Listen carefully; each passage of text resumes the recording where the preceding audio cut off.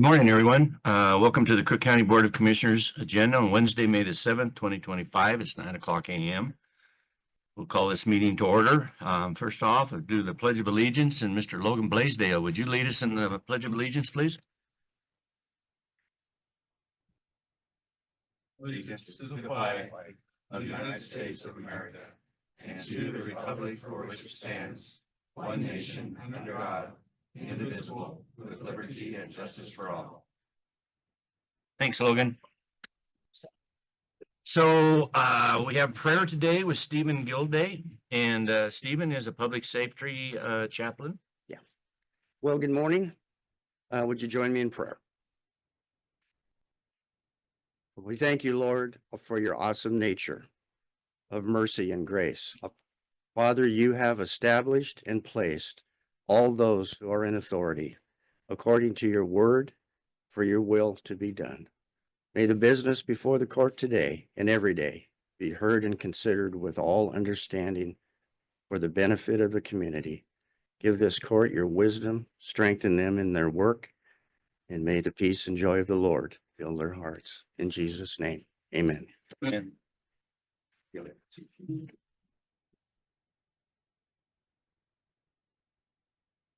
So I'll change things just a little bit today, and next we generally do public comment. We want to continue to do public comment, but there are a couple issues that are on the agenda today that are a lot of people are here to discuss. And I think at this time that we will discuss the public comment when we are discussing those issues rather than beforehand. So we also will start. So I'd like to start with a consent agenda. Hey, Brian, the only thing I would say is, if it's not on the agenda, this might be a good time for somebody to bring up public comment, just in case somebody came and had public comment that was something that wasn't on the agenda. Right. And then, but if you see your item on the, go ahead. We also have the public comment at the end. Yeah. And so I'd like to hold that to. Oh, so end. just, they don't even get Yeah. an opportunity till the end? Yeah. Okay. Yeah. So we'll start with the consent agenda. First of all, we want to remove item number 3, the support letter for Route D, Pacific Corps Blueprint South Transmission Line, and move that down to discussion. We'll put it in between round 7 or 8, somewhere in there. So with the removal of that, is there anything else that needs to be removed? No, I make a motion to accept the consent agenda as presented with the removal of, what was it, item 3.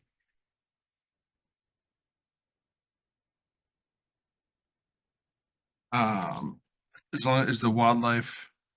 The wildlife already is on for discussion. Jackie, the wildlife, the First Aegis one Wildlife on the Service, discussion is is for for landfill alone. the landfill. But then there's also gonna be a discussion because I know there's people here to talk about No, that. but that Yep. is the other one. You're thinking about the discussion of number 8, Oh, which I is a found it. separate, Yeah. is a totally separate issue. This is for the birds at the landfill, which we discussed last week, which is for Jackie. Okay. Second. Motion's been made and seconded. Any discussion? No discussion. All in favor, say aye. Hermrick, aye. Barney, aye. All right. So moved. So we'll go to discussion. First thing on discussion is our May 25 milestone anniversary recognition. Brianna.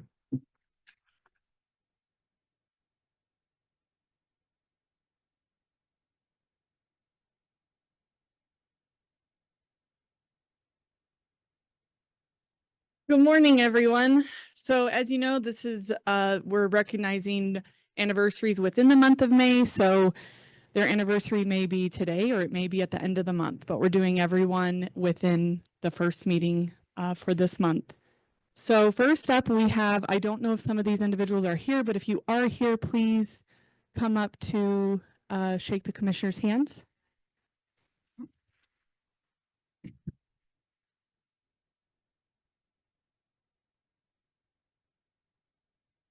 So first up, we have Richard Clute with the Road Department, who will hit his milestone for 25 years of service. I don't think he's here. They're pretty busy right now, but I will be sure he gets his certificate. Mitch Madden, I know he's in the room with the sheriff's office with a total of 15 years of service. And next we have Amber Dozier with the library with 10 years of service.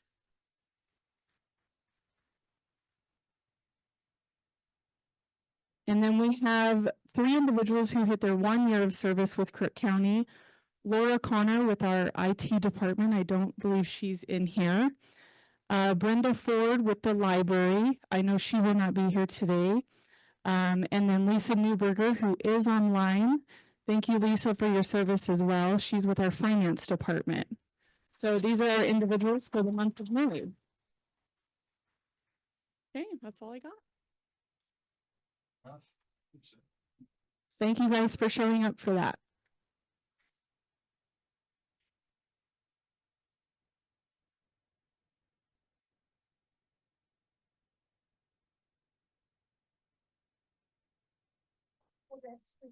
Up here.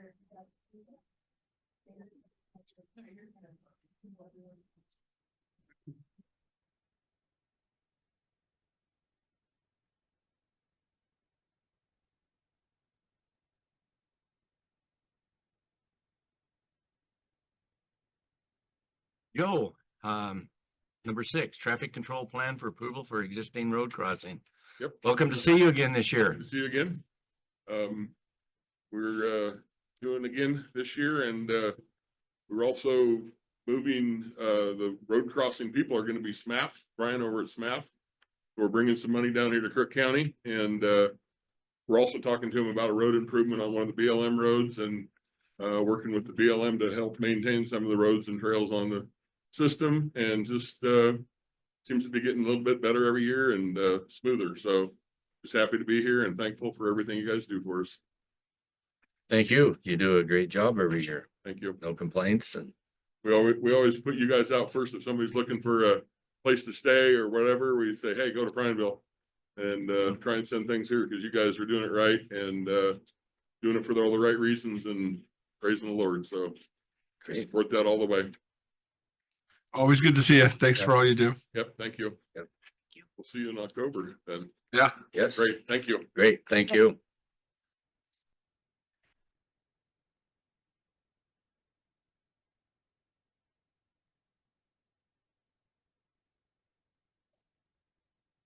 Number 7, 2025 Wolf Grant Agreement for Crook County and ODA. Before we go too far, Commissioner, I might suggest if the Motion road on- crossing Okay. were for you to make a motion. Entertain a motion to approve traffic control plan. Joe Merrill. I make a motion to approve the traffic control plan by Joe Merrill for the Kings of Castle, the King of the Castle. I second that motion. Motion's been made and second. Any discussion? All in favor, say aye. Hermrick, aye. Barney, aye. I So moved. Okay, Ellie Gage, Seth Mhm. Crawford think presents. it's just a one-man show today. You got it.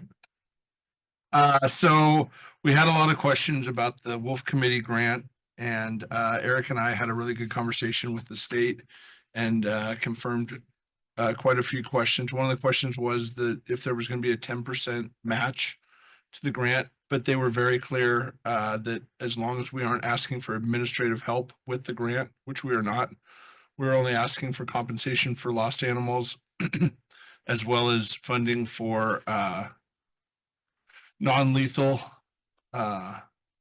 help for our community, that there is no match to that.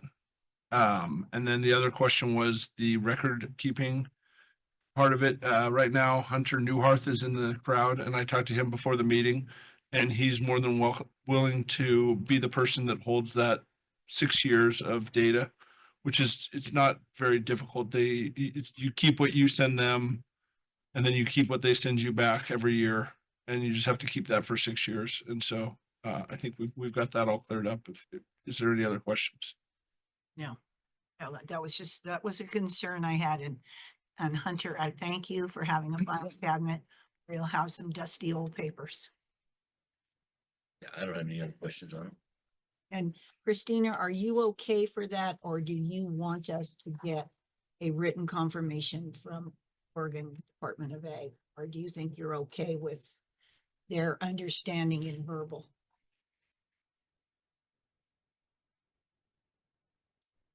So are you okay with that? Yes, and out of abundance of caution, I also did reach out to Sunny Summers at ODA if she could put in writing that the match described in the agreement applies only to grant fund type number 4, which, as Seth mentioned, is the administrative costs.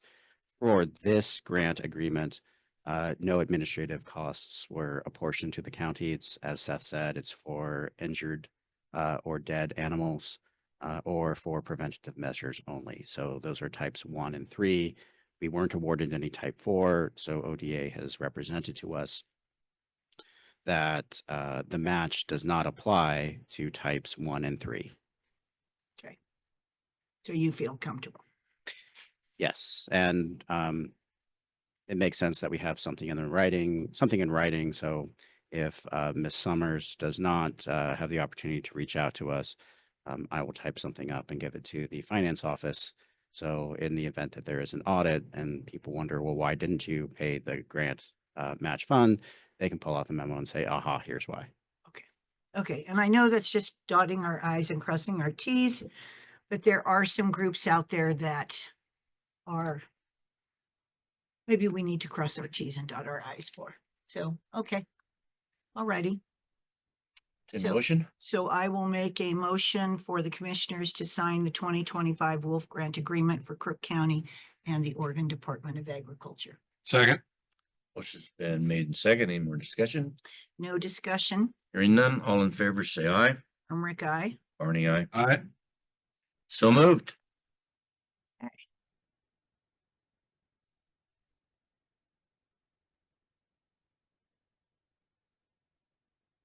Okay, discussion to renew the contract for wildlife damage management between Belosier Outdoor Enterprises and Crook County.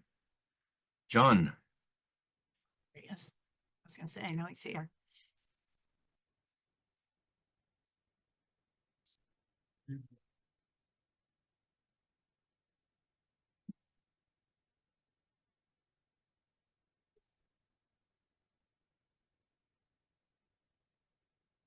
Morning, morning.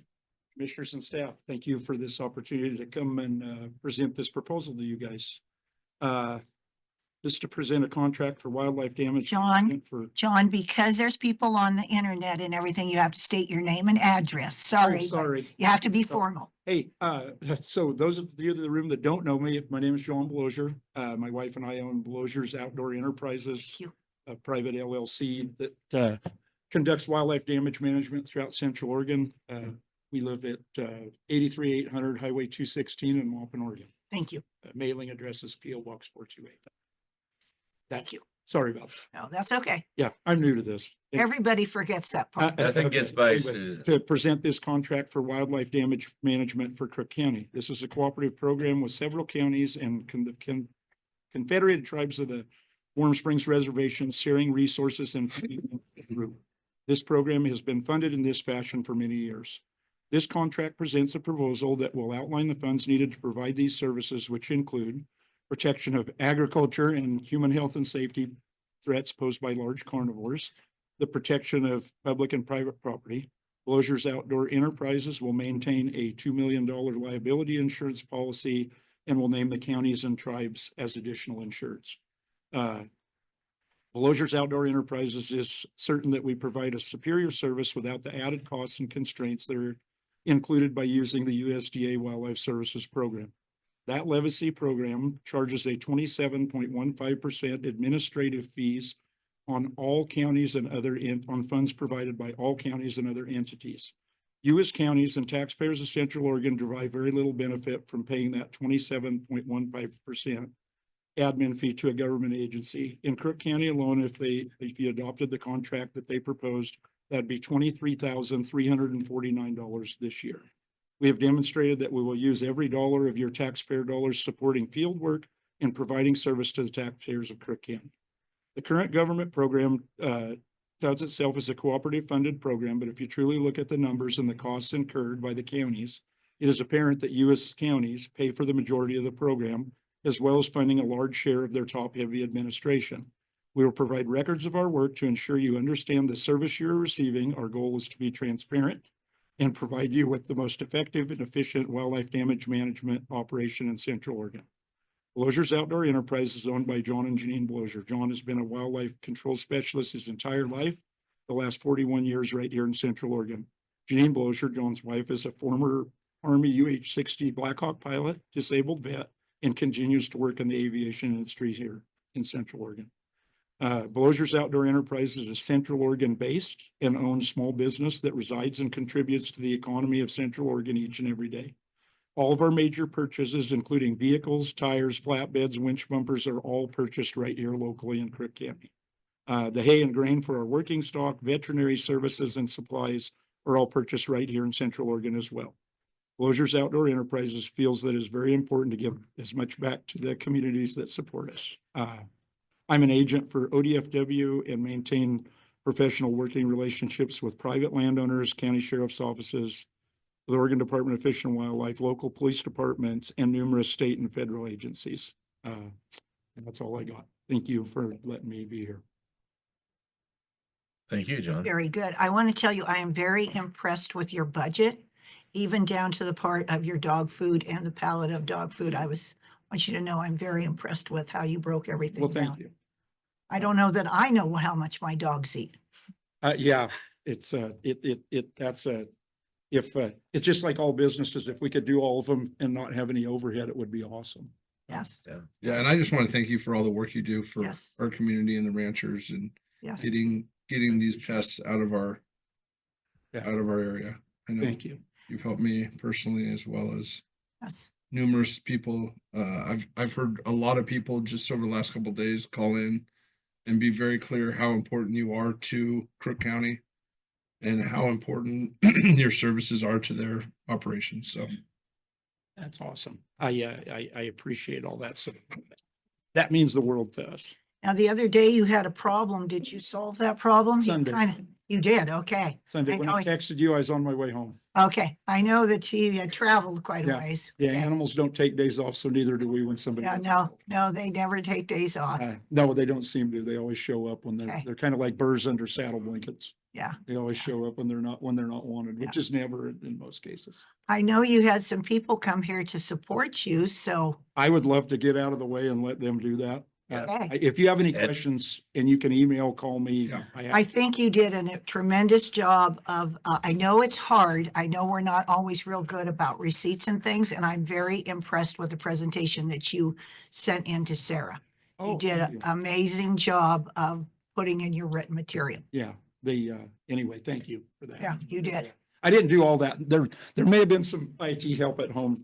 Well, but- okay, well, thank her because I will- did you have to take stuff out of brown paper bags or anything or? Yeah, well, that's why you didn't get the receipts for the one, because that was me doing that. And so that was the brown paper bag. But Janine actually had all the cool stuff. That was all her. Yeah, no, I was very And I don't impressed. fly helicopters either, so there's that. And you've done a very good job since we took contract with you several years ago and Yes. moved from the feds to yourself. So never had a complaint or anything. So thank you for what you do. Yeah, Absolutely. no, Thank very you both. much. I want to pass this off to these guys because a lot of these folks traveled a long ways to visit with you. Thank Okay. you. You bet. Thank you very much, John. Okay, who would like to come up and comment? John. Yeah, my name is Tom Wolverton. My wife and I own and operate an 8,000 plus acre ranch at Post, Oregon, which along with our parents and grandparents have been in business for 111 years now. And we've come through the years, we've come to depend rather heavily on John because of mountain lions. He's depended on us a few times of pulling him out of mud holes. But boy, the lions have bothered us through the years, and God knows what's gonna happen when the wolves get here, but probably not much he can do about that, No, it'd be really difficult to run cows in that area without being able to call John for help occasionally, which we've done a number of times. Thank you very much. Thank you for you. coming in. Eric, did you have something? Oh, I thought you were going over to public comment, and I was going to say if there was going to be a action item on this, but if you're getting comment on this item, Yes. then Comments on this item? Yeah. I'm getting over my skis. yes, okay.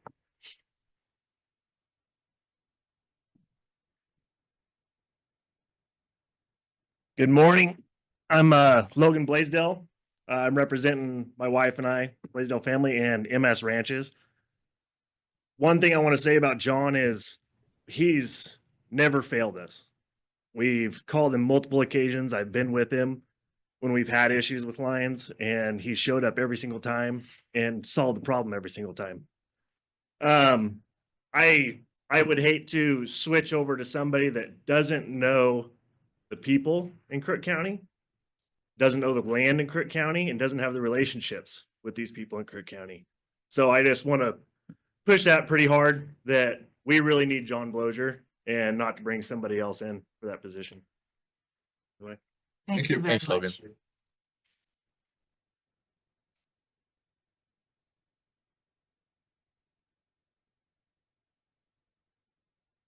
Morning, folks. Morning, For the Craig. record, my name is Craig Kilpatrick. I live at 13790 Northwest O'Neill Highway. I've been asked to come in this morning and say a few kind words about John. I think everyone's probably spoken to most of the issues at hand, but some of my big ranch owner clients, GI Ranch, some of the larger operations in the county and in the state have relied on these services for years and never really failed to be impressed with the quality of the work. And I think from what you've already seen and what you've already heard, this is a good bargain for the county. I think those of us that count ourselves as fiscal conservatives always like the opportunity to see money spent without a lot of administrative flutter, just taking off to other parts of the state. It's really better here at home. And I'm very much in support of the renewal of this contract. Thank you. Thank you so much. Craig.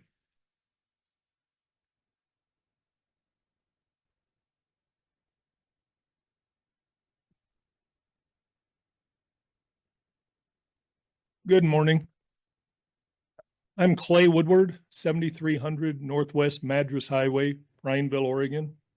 I'm just here in support of John and his operation. I recommend that the county renews the contract. He's worked with us and for us and for probably 30 years, and he's always done a good job. He's probably one of the only houndsmen that I would allow on our property, which is saying quite a bit because we can trust him. He's always lets us know when he's going to be there, always lets us know what he does. And usually if everything cooperates, he always performs well. So anyway, my recommendation is that we renew the contract. Thanks, Thank you. Clay. Thank you. Thanks so much.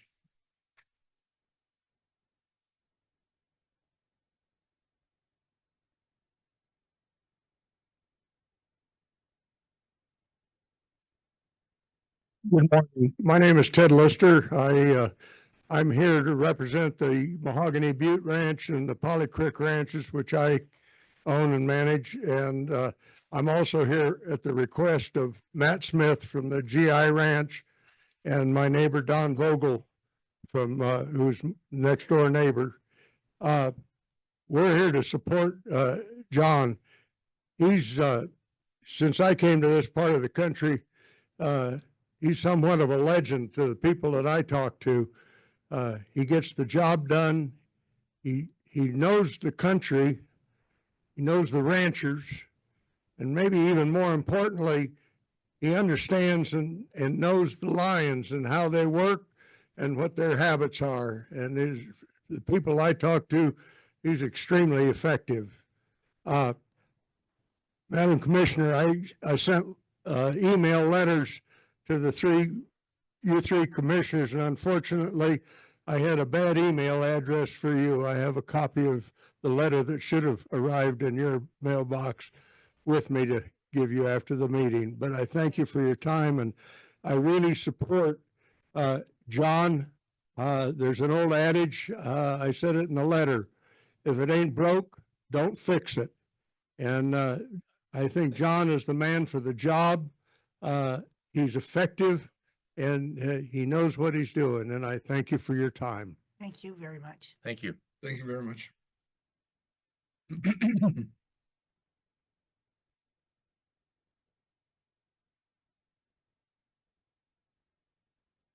morning. My name is Hunter Newhart. I'm a rancher out there towards Post. I've had the privilege working with Blozier and riding along with them, and he is truly a passionate man and a master of his own craft.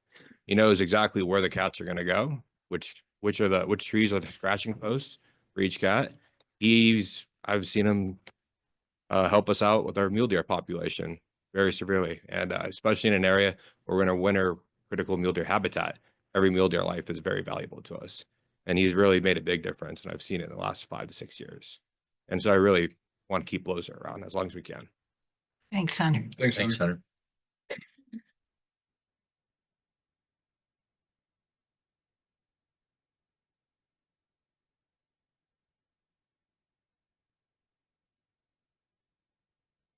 Good morning, Commissioners. I'm Libby Rogers, 54,000 Harmon Road, Brothers, Oregon. I'm here today representing Desert Creek Ranch, but also just the fact of being a long life resident of Crook County and being both a part of the natural resource community, the ag community, the outfitting community, and have known John for probably over 25 years.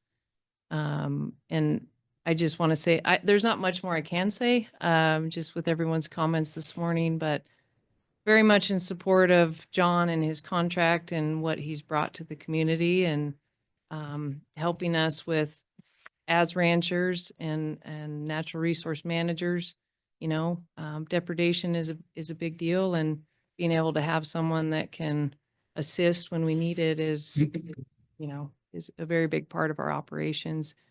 And not just for the lions, but the coyotes. John helps with our aerial program as well with the coyotes, which have been a big problem as well during our calving seasons and lambing seasons. So I think it's important, and just like Logan talked about, just the relationships that John has built over the years, and it takes a long time to build those relationships, not just in Crook County, but any small rural community. And so, and as Craig said, we're kind of getting the best bang for our buck with most of his services staying here in Crook County and helping our taxpayers, and also supporting our local businesses too. So in support of keeping John's contract.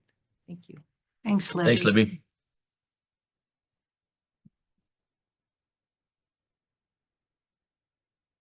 Good morning. My name is Josh Fishburne. I live at 19950 Northwest Butler Road. And we'll call it Lone Pine. For those that know, I represent Juniper Farm. We had the pleasure of having John out for our first cat issue, and I was just so impressed with his professionalism.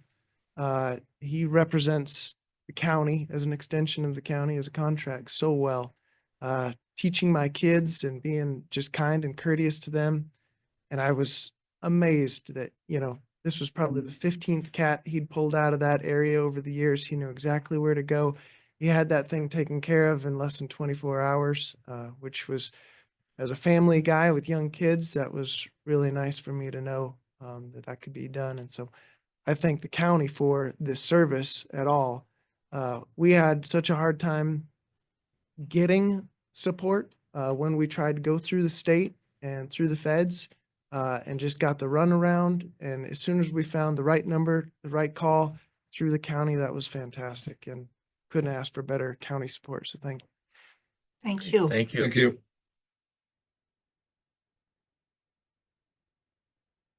Anyone else? I want to tell all of you thank you, because I know as a rancher, it's very hard to come in the middle of the day when you got a lot of chores to do. So I really want to thank you. And John, you should be very happy of the support that you got here today. So I'd also like to name a few that had called me and talked with me: Joe Papanaw, Kurt Lockhart, Ryan Kingsbury, Mr. Lister here, Lucy Woodward, and John Daler. and Bonnie Sessler too. Yeah, and Bonnie Sessler.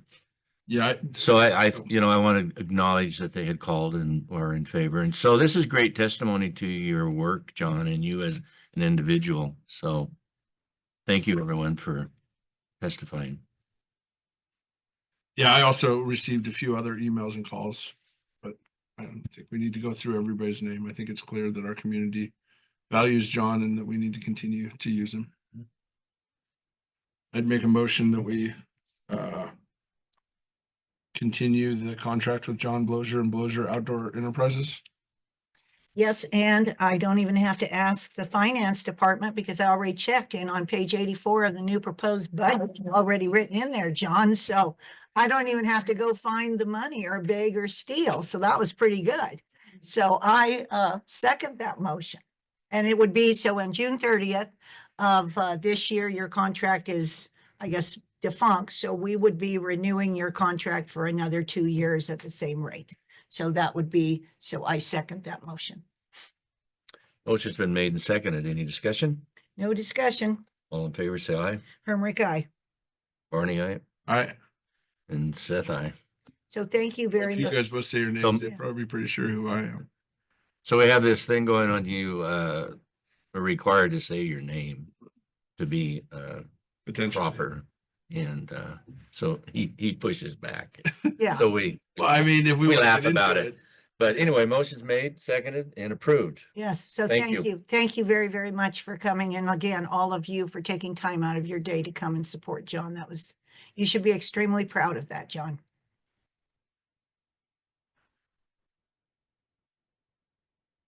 Follow it up with the Pacific Power. Okay. So this is probably a good time to follow up with our other that we took off of the consent with Pacific Power.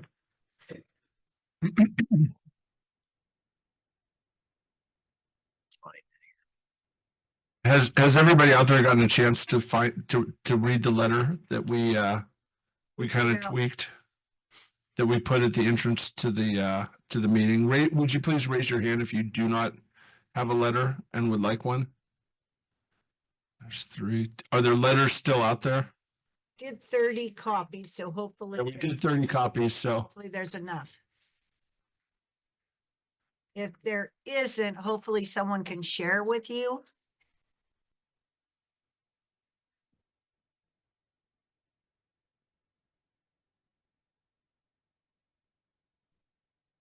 Mr.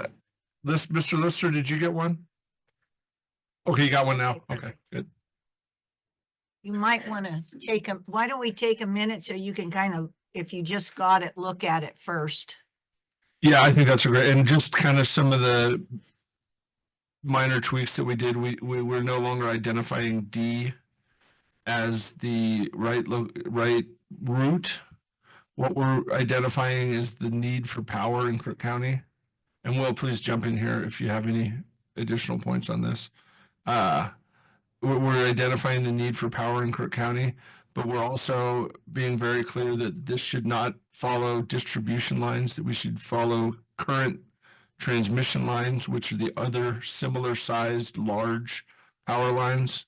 And we speak to irrigation and not wanting to lose private property or views or the ability for community members to, we don't want to take away their beautiful views from their homes. We want to make sure that they're using public lands. And like I said, existing transmission, not distribution. That was, I had a conversation with a group of people this weekend, and they were very clear that there are distribution lines that go through their neighborhood. And if those were changed from distribution to transmission lines, that would be a very negative impact on them. And I went around and saw quite a few locations and was explained how that would change. I would also like to say that this is the letter that kind of we thought we were writing before. And so I truly appreciate people coming to us and having a conversation and sharing their concerns.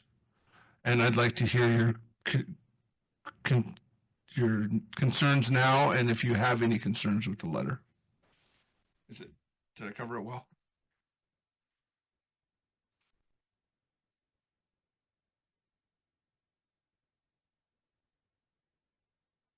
Just come forward and Come on up, name, rank, introduce serial number. yourself and Now, just be sure to give your name and address, please. yes. Good morning. Annette Kaloji. I live at 1900 Southwest Parish Lane. And I certainly appreciate the revised letter. Thank you for listening to the considerations and making those changes. I do want to, there are 2 points I think I want to make. One is that it is not completely correct to say you're using an existing corridor, even if you go down the same path that that existing Pacific Core, I think it's 230 kV line goes. Because we have the 500 kV line, the existing big line across our property. When Pacific Core wanted to put in that new line, they came to us and said, we want to use the existing corridor. What that meant was we give up more of our land and more of our view. So the fact that it goes in the same place does not mean they're using the same path. They have to take more land from neighbors who are already burdened to put that line in. So you're asking the same people to now give up more of their land. So I just want it to be clear that saying we're using the existing corridor doesn't mean we just put it where that other line is. You have to have a separation factor, and you have to take up more people's land who have already given some of their land to provide power to this area. I just want, I just thank hope you. that. Yep, no, Did understand that. did they indicate how wide, what was the separation and then what was the amount that they would put on? Did they indicate any of that to you? No, Like but I can what tell they you would be that taking? the existing 180-foot, 500 kV towers, which Okay, I think these would replicate, okay, I believe the footprint is 500 feet. okay. And so Now, I then don't there's, know what that means. I don't know what the separation must be Okay. between those two lines. and then they would put another tower, Then they would put which another would be set of another towers down. 500 feet. And I'm not saying, I'm not opposed to having power, and I'm not anti-power. I'm just saying that please understand, it's not like just putting a new line where that existing path is. Sure, It's sure. taking much more land from people who've already given land. So I want that, so thank you for that. But my second point actually goes to what you said, Commissioner, which is I'm not sure why the commission would want to give approval for something when we don't know so much about the existing plan. I don't know what percentage of this transmission line will benefit Crook County versus Deschutes County. And in your prior letter where you said Route D was the most direct route, I know you're not supporting that anymore, but that's not correct. Route A is a straight line from the two power stations. So this obviously is going to benefit all of Central Oregon, including Deschutes County, and they are fighting it tooth and nail. And I just would like to ask the commission to fight harder for us in terms of making sure that the benefit and the burden are equal. If Deschutes County is getting most of the benefit, then please let's ask them to carry more of the burden. But you've already done much of that in terms of the change to the letter, because the last thing I want to say is, as you notice with Route D, they would have had to go along Houston Lake Road across property of our good friends and neighbors, destroying that farmland. And there's one other thing, and this, my point is we need more information. They would have to cross that existing 500 kV line. And I'm a physicist. You can't do that except you have to separate those lines Sure. hugely or they have induction issues. Does that mean the towers there are 300 or 400 feet to cross that line? Do they have lights on them because now we're close to the airport? These are just questions I have. And the last question, why do they have to have the substation? Because they asked us to sell some of our land for substation for this project, 30 to 50 acres.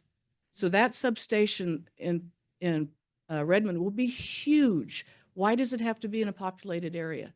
I just asked the commission before we approve or give some sort of a predetermined yes to Pacific Core, that we study this more, we know more about where the power is coming from. The Klamath Power Station has been disabled. How are they going to energize this line? Are they going to have to bring in power from somewhere? We just don't know. So as I understand this process, if Pacific Core finds from our objections and our reasoning that this isn't a viable route, they'll rethink the whole thing. This is not a done deal. And I just ask the commission to please represent the community and our needs as I believe you're doing. Thank you for that. And please, let's find out more information before we make decisions that will affect this county and our views and our benefits and the reason we live here for the rest of time. Thank you for the time. Thank you for bringing those issues forward. Very good.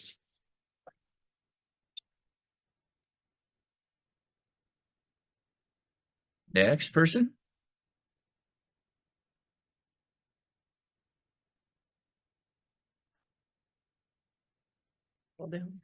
My name is Cheryl Enos. I live at 10932 Southwest Cornet Loop, Pal Butte.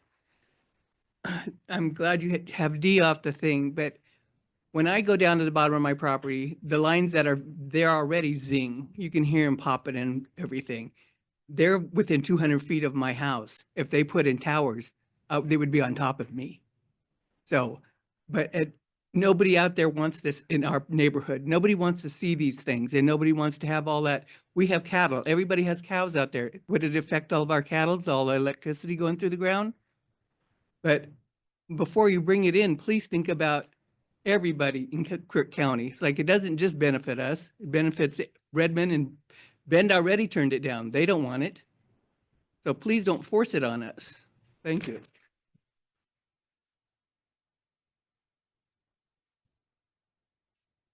Someone else, please step up. Steve, come on.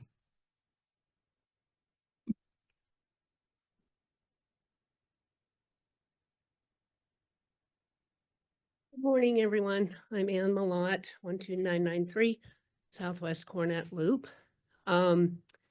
As you all know, Crook County is a historically ag community, ranching and farming. I feel there are so many unknowns about all of this. Pacific Corp, at least with the community, has not been good about communicating and answering specific questions that we all have, including some of you. And I'm not sure the reasoning why we feel the need to put out a letter in support of anything at this point. I think there's a lot of homework still to be done. It sort of came upon all of us pretty suddenly, and we are not getting answers from Pacific Corp themselves that people would like to get answers to. I have not been as involved in all that because we're very new to the game, just in the last week or so. I understand the need for power with Crook County has had a huge expansion of the data centers. And I don't know how all that works, but I just would recommend that you remember who we are as Crook County and the farming and ranching community. I don't know what else I was going to say.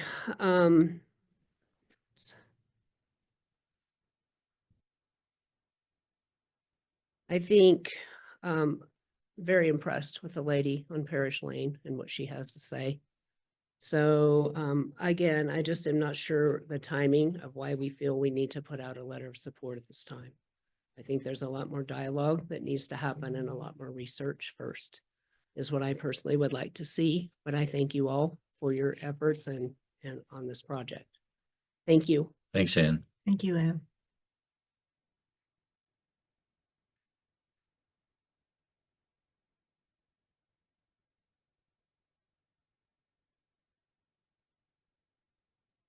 My name is Steve Oberg. I live at 12154 Southwest Cornet Loop in Powell Butte.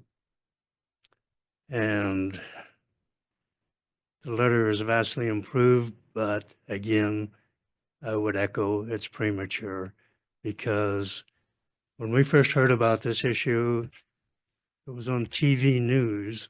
We were not contacted or warned in any way that this huge project had been in the works for a couple of years already.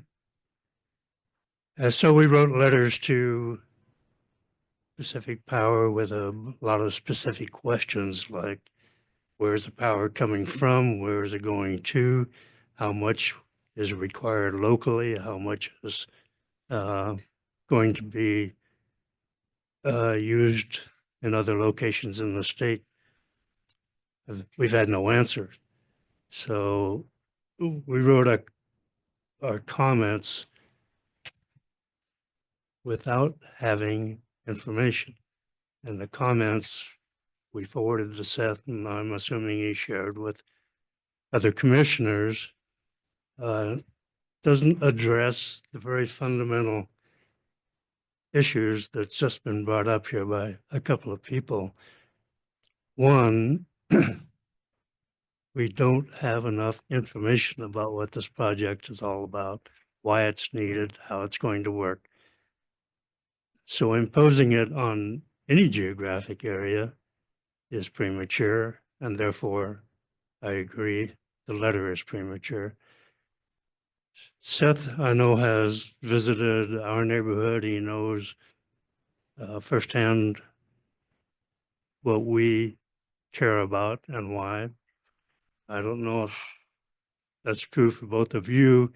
If you are not familiar with our neighborhoods, maybe you shouldn't sign a letter to any effect that's going to involve our neighborhood or any other neighborhood until there's more information. Now, perhaps you have seen flyover or drones or Pacific Power has given you this information that we've been trying to get, but have been unsuccessful so far.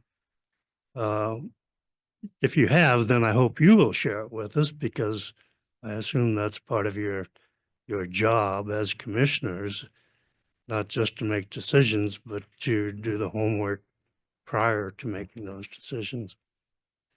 So in a former life, I was a physicist as well. But now I raise buffalo. So Bev and I have invested our lives into the agricultural enterprise that involves raising hay crops and bison for marketing and mostly the local area. And we're very happy with what we're doing, and we don't want it compromised physically for a benefit that's so unclear to us and our neighbors and apparently a good fraction of Prineville and Crook County. So there's so many things up in the air. I guess my request would be to echo the other comments that as improved as this letter is from the original one that we learned about on television, we still feel it's premature. More homework has to be done. More of that information you have or will get needs to be shared. And then our impressions may improve. But at this point, it's a vacuum, and we're not interested in jumping into a vacuum. That's not physics. That's common sense. The only thing I would say is a big part of the reason we wanted to move forward with this letter is because of the unknown and uncertainty. And again, first letter botched, right? But this letter is the letter that I always wanted to send, because it does give us the ability to have those conversations about staying away from neighborhoods like yours and different things. And that's, we have till the 9th to weigh in. So it's a little bit of a tight timeline. And I think it not only does it give us more of a seat at the table to protect folks like you and, like you said, the rest of Crook County, but we can also change our opinion down the line and say, no, we've decided it just doesn't work for us. But I just think it's a good idea to get something in now as a placeholder to protect the people of Crook County. And again, last letter, poorly written. We've got a new one, and I think the new one has a lot of points in there that could down the line put us in a much stronger position to fight for every single one of you and your neighborhoods. And I think it's more valuable to have it in there than not. And that's why I think we want to move forward, because we can continue this dialogue locally for you to share with us and what you're hearing and what you're seeing. And then we can use this position to fight back for you. And that again was the original reason. Well, do you have anything to add to that? So yeah, I mean, that was our original reasoning on this, is to ensure that we're having conversation with Pacific Power and having the ability to not have something dramatically change in Powell Butte because we like Powell Butte how it is. We want as few things to change the customs and culture of Powell Butte. And oh, well, that's a little late. Do I have to start that all over again? I know, I'm just joking. I think it was Will. But I mean, that was our thinking behind this of let's get our toe in the water and say, hey, Pacific Power, you know, obviously we need power in each communities, but if we're going to go that route, we need to make sure that the citizens of Crook County are protected. And that would be my reasoning behind it. Yeah, and I agree with Seth. If we're going to be part of it, we have to be engaged. We can't sit on the sidelines because we don't have any say in it if we sit on the sidelines. So we have to be actively engaged in it in order to be able to have that say. Because we do need power. There's no doubt about it. But how we get it and what we use it for are all valid questions. And we need to be part of that process. So I agree with Seth that we need to, send this letter, be part of it, actively engaged in the decision making that happen in our county. Otherwise, we won't be. What I would like to do is I met you when I was on the planning commission and I was on a site visit out there. I like to see things. And so what I've heard is Pacific Core side. And of course, we know what side that's going to be. I would like to come out and have a site visit with you guys and see you guys and come and see your houses and come and see everything that they want to do. That is what I would like to do. So I would like to set that up with you guys. And then I have an on the ground feeling about it because I know what Pacific Core has said. But as I was explained today with Seth, is we have till the 9th. So again, if this gets us a place at the table, then that gives me a vision of how to fight. And I was very impressed with the lady. I can't remember your name. I hate to say that. I was very impressed with your testimony. And I would really like to come and see your place and see. I mean, I'm a person that you can write all you want, but I need to see it because then I have a vision and a spatial kind of thing.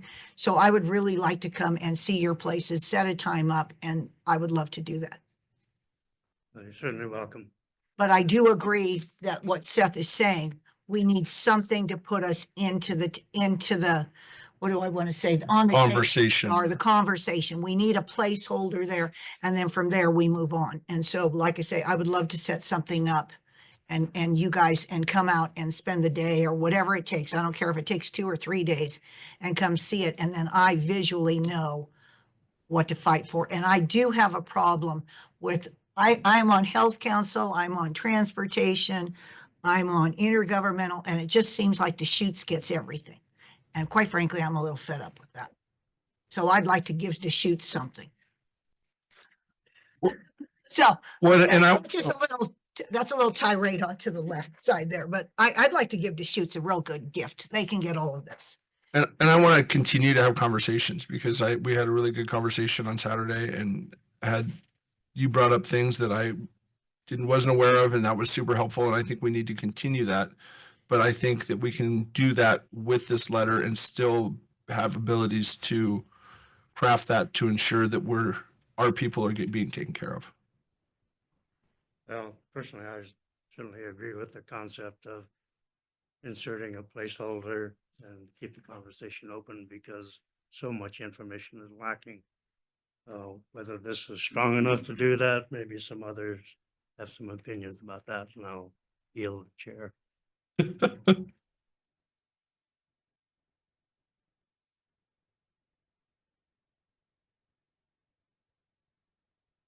My name is Jim Welter. I live at 563 Northwest Myers Butte Road. I appreciate all the comments you have said just now and your understanding of what the problem is. Looks to me like that the line that runs east and west off the main spur would run straight across the middle of my property, probably take out my home and my horse training operation. And I think that it would also get a lot of some of the most beautiful property going west from the Northwest Spur. So I ask you to take a look at all the properties and how it's going to affect those properties and what it's going to, the damage it's going to do to our area. Thank you. Thank you. Yeah, and you're absolutely correct. I mean, our presentation on this was from our company that showed a slideshow and showed it. And the lines don't reflect the bodies and the people that are on the ground. It's just a line across the map. And there is more to it, and we are not there yet. So thank you.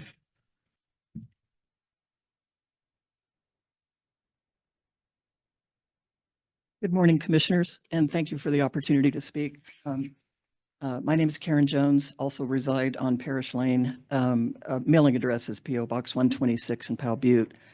I wanted to start by saying I actually was in the power industry for many, many, many years, not on the utility side, but I understand how these things work. And I have to say that I've never seen at this stage in a planning process a letter of support like this. I've seen what we used to call comfort letters from various people in planning departments for certain projects to express support, but not something like this. And I do appreciate the new version of the letter. I think it's a great improvement, but I still have serious concerns about submitting a letter at all at this point. I guess first off, I think most of us would appreciate an explanation why there is some deadline of the 9th.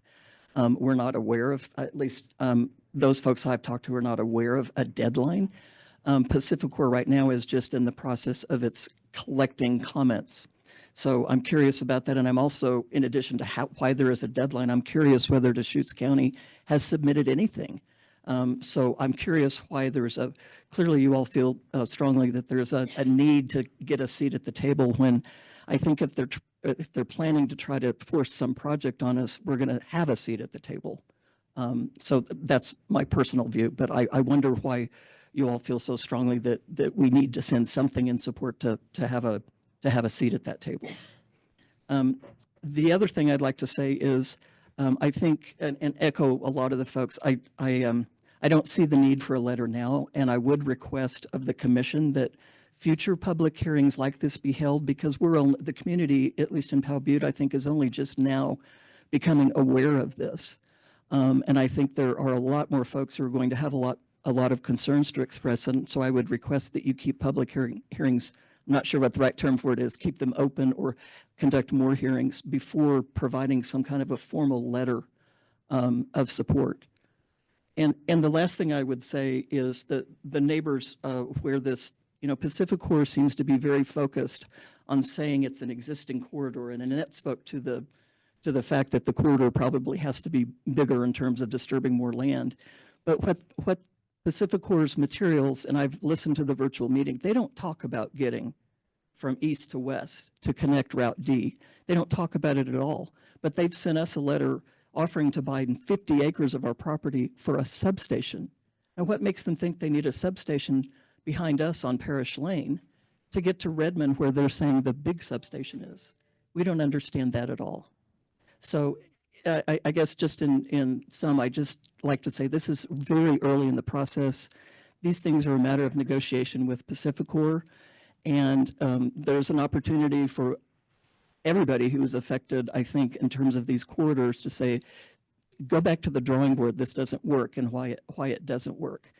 And I just one last point, and Will, I would be concerned that sending a letter in support could be waived in front of you all later by Pacificor when they get to the actual permitting process to say, well, you guys were in favor of this before, and yes, the letter is a great improvement, but I would be worried about that being thrown back in our faces to say that Powell Butte was Crook County was in support of it when we really were just at the beginning stages.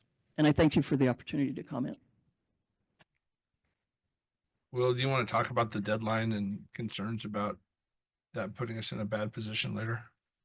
I'm wondering if we change maybe that first paragraph that, and say we are concerned or something, instead of saying express our general support.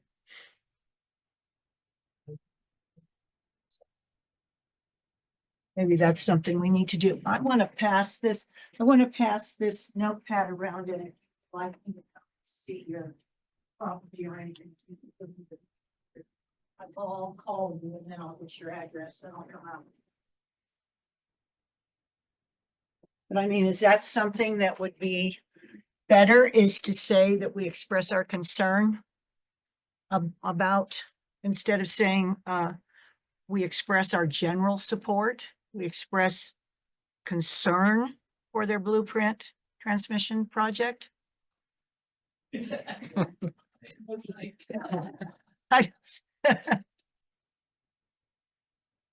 Susie, Can we go on to Sure, talk about the Commissioner rural? Hemrick, I think it depends on what the ultimate goal is with this letter. If the board is generally supportive of the project, subject to wanting to have ongoing conversations with Pacific Core about the location, this is an opportunity for the county to state that general support and ensure that the siting of the corridor is consistent with the county's vision and the hopefully the ultimate outcome of benefiting from this project.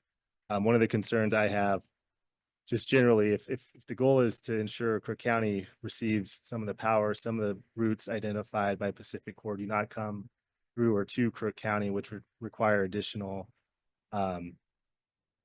permitting to bring, if they do a substation in Redmond, that would require additional permitting, additional steps to ultimately maybe never get some of the electricity to Crook County, which is important for our economic development. So that, or Commissioner Crawford, to your question about the deadline, there's no need to submit a letter. It's not a requirement. There's a public comment period as described on the website for this project that states public comment is due by May 9th. That's what I was asking for. Yeah. So there's an opportunity for anybody to make comment. As we heard from some of the commenters, I think the county will absolutely have a seat at the table for ongoing conversations, whether we submit a letter now or wait to do that in the future. But I think the intent with this revised letter is to say generally supportive of this project because it's important to Crook County. We want to be a part of that conversation. And we want to make sure we're a part of that conversation to minimize all the negative impact that may be felt by some of our private landowners within the county. And let me speak to that a little bit. So I don't know if anybody, I'm sure everybody's kind of seen the routes. If they go on the far ones that don't even touch Crook County, they're going to have to bring power into Crook County regardless, right? We need more power. It's going to come. If we can have a conversation about them coming up and hitting the corner of Crook County and then going around out towards Deschutes County, then we get the power, but then we don't have a line that goes through Powell Butte, right? And I'm not saying I guarantee that will happen, but that's part of the conversations we can have, is that there are substations in other areas of Crook County that could be connected and wrapped around in through corridors of public land in different places that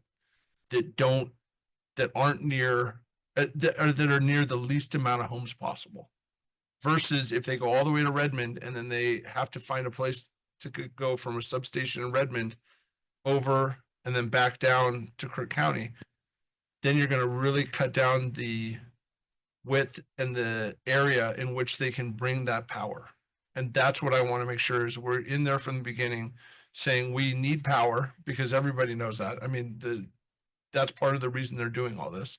And so if we can have like I said, a place at the table to have conversations is when they're saying, maybe D comes up to an area in Crook County, cuts over and then goes around, and then we've got very little impact on homes in Crook County. I can't say zero because there's never zero, but I think if we just don't weigh in or say we don't agree with the project, they're gonna move forward. They're gonna provide power to our community.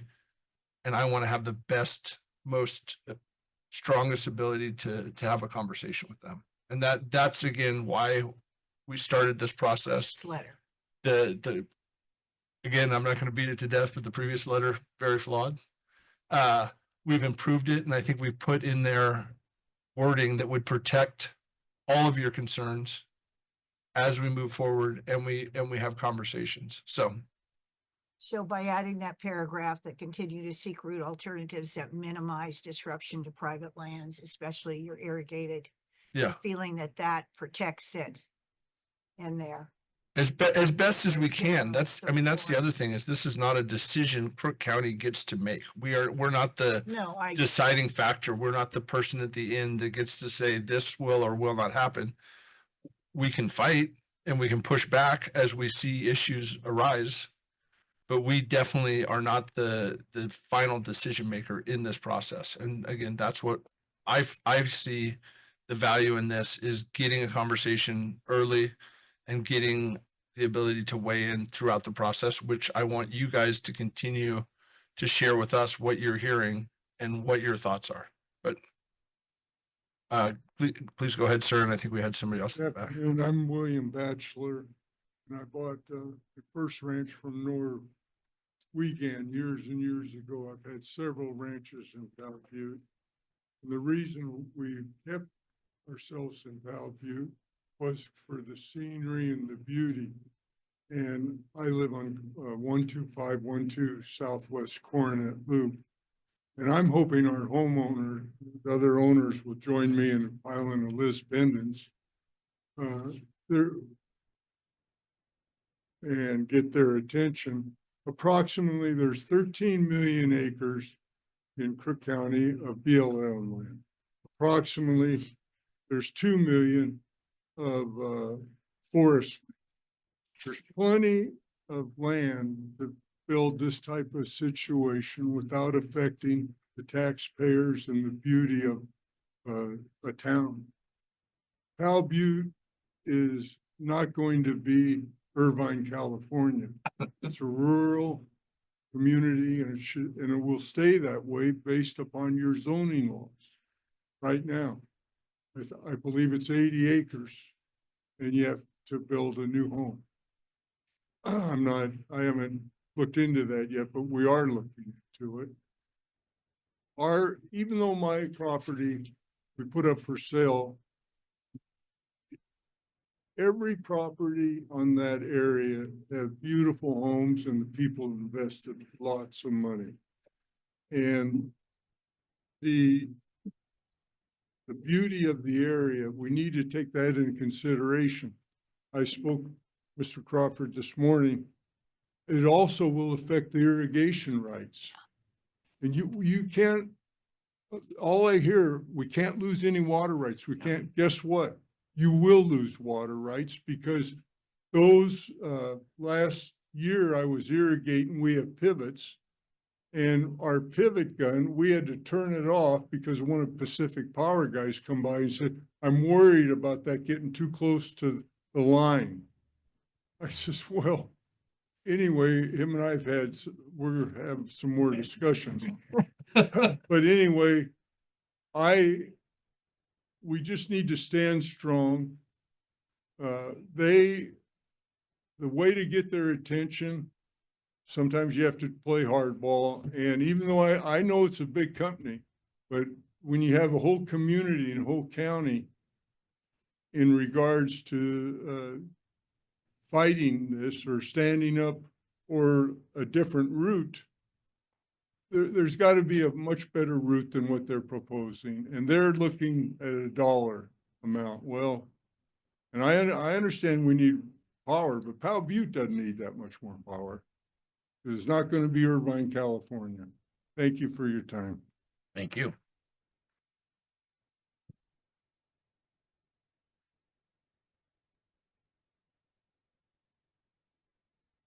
Good morning. Good morning. Alden Staley, 9715 Southwest Powell Butte or Southwest Houston Lake Road, Powell Butte. My husband and I run cattle, sheep, and goats and farm as our complete entire living in Pal Butte. We run under 3 contiguous properties that run under the transmission lines that are already there. If you've never been under those transmission lines, especially when it's raining, you can get electrocuted off of your horse if your horse is shod, has shoes on. We run cattle underneath them. Cattle, we actually had to move water out from underneath the lines because the water was being electrified. Route D, which I'm pleasantly happy that we are now all in opposition of, would go right over irrigated property. And I'm not a physicist. I am an agriculture major, but water and electricity usually don't combine very well. So again, to Mr. Batchelor's point, I don't know how that wouldn't affect water rights. We have a senior water right in Pal Butte. Something to be considered for the commission. I would ask that the commission pause on sending the letter until maybe some more site visits are done. I will gladly open up these lease properties that we lease, and you guys can stand under them on a windy day in Pal Butte, which is every afternoon at minimum. And you can feel the electricity coming off of them. I don't know the health ramifications, not to sound tin hat, but that also is something to be considered. I'm freshly a mother, and that's something that I consider a big priority is not only property values, but the health of my child. Again, I don't know much about poker, but showing your hand with a letter like this seems like it could be waved back in our face, to Karen and Annette's point. And I am in opposition and wanted to go on record as such. Thank you. Thank you very much.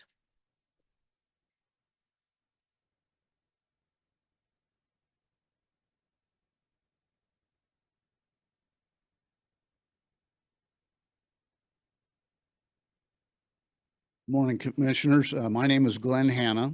I live at 10493 Southwest Cornet Loop. And this corridor D on the map would go right by my house, headed east. And I've got a letter from Pacific Corp. They want to take over my place and put a big substation in there. So it basically destroy my place. And nobody's really mentioned it, but if this corridor goes through where they want to put it, it's not only going to be, you're not going to ruin your view. It's also going to reduce the value of all those properties.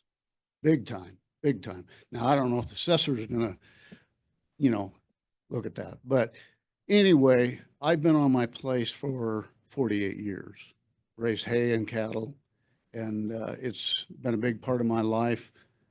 If this goes through, I'm just going to have to move on somewhere else. I've been to 2 of the Pacific Corp meetings, one here at the Carrie Foster Hall, which very few people showed up for that one. And it was kind of surprising, but I guess a lot of the neighbors I have didn't get the same letter about that meeting as I did. So the people that you're talking to at these meetings are not Pacific Corp. They're hired contractors to just deal with you and explain what it's all about. And they give you a chance to write out your comments, on a sheet of paper. But anyway, one of the, everybody said a lot of things.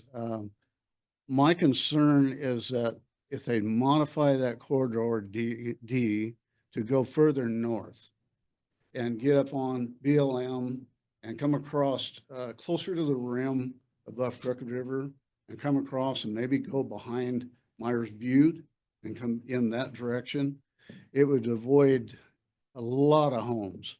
And there are studies. It's a fact that if you live in close to one of those big higher power lines, it can be cancer causing to kids.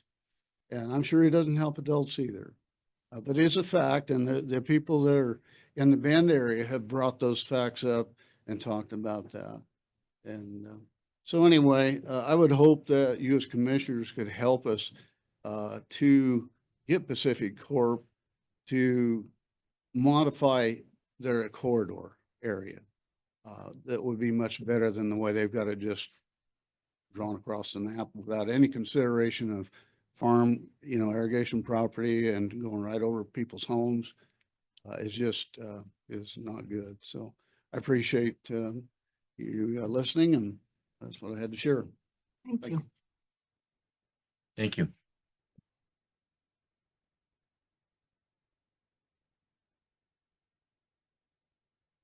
Good morning. My name is Lisa Cooper. I live at 7421 Southwest Houston Lake Road. We don't know how that's going to affect our property because the maps just didn't show. But in 2019, we were approached by Pacific Power that they wanted to improve the line behind us because Facebook needed more power. They also needed to put a substation in. Where they were going to put the substation evidently was in somebody's front yard. We fought it. We won. Doesn't necessarily mean that you can always win, but what they did, what you said, is we already had an existing easement line. They were going to use that, but they also took more of our property. They also had to purchase the property next to us because the person that owned it did not want to have any power lines on their property. They purchased it for probably double or triple what the price was. So now they own the property next to us. They put huge towers up. I feel like now our view is at the Old Mill District because we have the huge power lines that affect our view and probably have affected our property value because we have a perfect view of the mountains. But we had no recourse on that. We signed the documents for the original plan, and because the other people changed it, they could do what they wanted to do when they bought that property. So it was a little bit frustrating on our part. We do have a little bit better power. I know Facebook has a lot better power, less power outages. So I know that we do need the power improvement. But I think we all need to be careful when you're dealing with that big of a company that they're going to kind of come in and do what they want to do. And we need to make sure that we are all aware and that we make sure we have the power that we can use to put it where it is most effective and most beneficial for Crook County. Thank you. Thank you.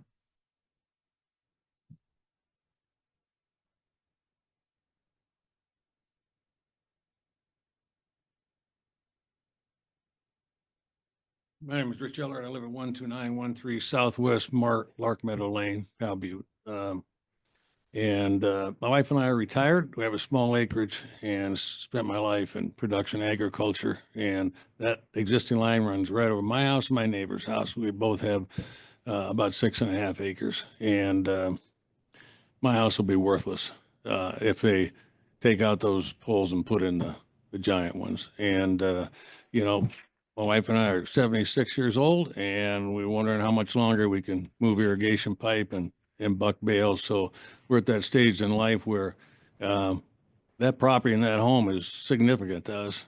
And if we can't sell it, that'll be a problem. And literally, I can hit a golf ball and hit that line from my one end of my property to the other. So we're hoping that that doesn't happen. Thank you. Thank you. Thank you.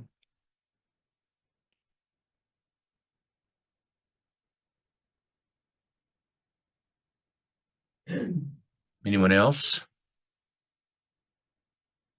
Well, thank you all for giving us your thoughts. We appreciate it. Helps us move forward. What is our decision on the letter? I don't know. What are you guys' thoughts? I still think there's value in doing it because I think I maybe a quick question to Will. Does us putting this letter in give them any stronger argument when they come in to go through the land use process or stop us from changing it if we find something that There's always that risk they make that argument. I think it's written in such a general manner that any specific route in the future is still subject to the county's criticism and concern. What if I know this is hokey and I did get A's in English in college, but what if we wrote to express our general support with concerns? Just wrote with concerns. I know that's a little hokey, but it puts it in there. again, I think that when you say no support, I don't think anybody up here has support for a route that goes down the existing Route D. And if that's what you're hung up on, then that's out. We've had conversations. You guys have made it clear that that's not where we want it here locally. But there's going to be a route through Crook County at some point through the process. And so if we can be part of that process and talk about where that works best for us, I think that's a very important part of the conversation. By no means in the new letter, we are not supporting any specific route. Not D, A, B, C, E, any of them. We're just saying that we need power here in Crook County, and we want to be part of the conversation of where that comes through. And again, I have serious concerns if we don't weigh in on anything and just say we have concerns that they bump it over to A or B, and then that's completely away from Crook County. And then they'll have to find a way to get from Redmond into Crook County. And the easiest way, or that's going to be through Powell Butte. And so I think if we just step back and stick our head in the sand and say, oh, well, I hope this doesn't affect us, I think we're actually putting ourselves in a weaker position.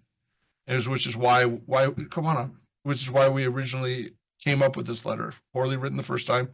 I totally agree with Commissioner Hemrick that I'm happy to say generally in favor, but concerned. Because we did say we don't want the irrigated ground. We don't minimize disruption to private land, especially, we are going back into it. And I agree on the 9th. I'm just saying, does this give us a little bit of thing there? But we're saying general support with concerns. That's all. I'm just add that there are some concerns. I'm just kind of going off you, but I'm kind of putting it in there. I don't know, but go ahead. I did like your first testimony, so let's see if you're on a Request roll. to open the comments. Okay. Here's some initial thoughts, and again, we're all sort of doing this on the fly, but Pacific Corp is a public utility. Yes, it is. They are required to provide power. They can't freeze us out, so they can't get mad and say Crook County's not getting power. They can't do that. So it seems to me we're playing a poker hand, a game in advance. So if we will need more power in this county, and we will need a way to get it here. It doesn't mean there'll be 500 kV transmission lines. It could be much different infrastructure. And in a process where we all will have a chance to comment on where those incoming lines will come in to provide power to us, and you will have a chance to rule on that. So our concerns, I think what I'm hearing, and I don't want to speak for anybody, but what I'm hearing is we are giving away our chit in poker before we have to. They can't freeze us out of this conversation. We don't need a seat at the table. We are the table. Crook County and Deschutes County are the table. That's who they're providing this power to, as far as we know. So I think your concern is very well thought and very well taken, Commissioner Crawford. But I don't know that we have to ask to be at the table. They have to give us power, and they have to give us power in a way that complies with federal, state, and local law. And we will have a chance to weigh in on that. So I don't know that we have to be concerned with putting 500 kV transmission lines on our property when they may be able to run a line down 126 that's a regular line, or add one to a pole. We don't know, but we will get power here. They have to give it to us. They're a utility. Thank you. Yeah, I don't disagree with any of those statements. I don't see how this letter puts us any worse of a position to move forward. But again, we're just kind of going back and forth here. I think it's worth moving forward with the letter, as long as, obviously, Will, you think that, come on up. Well, no, you haven't even been up, so Yeah. you get a turn You're a at new the one. table. I am Tracy Utterback, and I own Coldwell Banker Sun Country Realty in Prineville and Madras. I live in Powell Butte, Oregon. Do you need my address? Yeah, sure. 8310 Southwest Red Cloud Lane, Powell Butte. And I've just been listening, and what I'm hearing from the people here essentially is they generally are not open to this, generally. Just kind of as it is, as we know it. So I think sending a letter saying we're generally open to this, we just have a few concerns, is really not quite saying it how I'm hearing it in here. I guess Yeah, I don't disagree with that, but as long as it's not going down Route D. No, what I'm hearing is, there are many routes that people are not comfortable with. I'm hearing that maybe, forest land or something that's not people's private land seems to be an acceptable way. Is that a route that's an option? That's one of the routes that we put into the letter saying that that's what we are requesting. Yeah. It just sounds like we just need so many more answers before we're generally Yeah. accepting of this idea.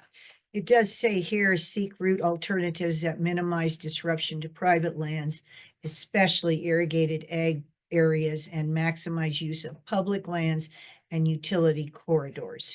Crook County welcomes the opportunity to participate in discussions that help balance infrastructure needs with protection of rural character and private property interests.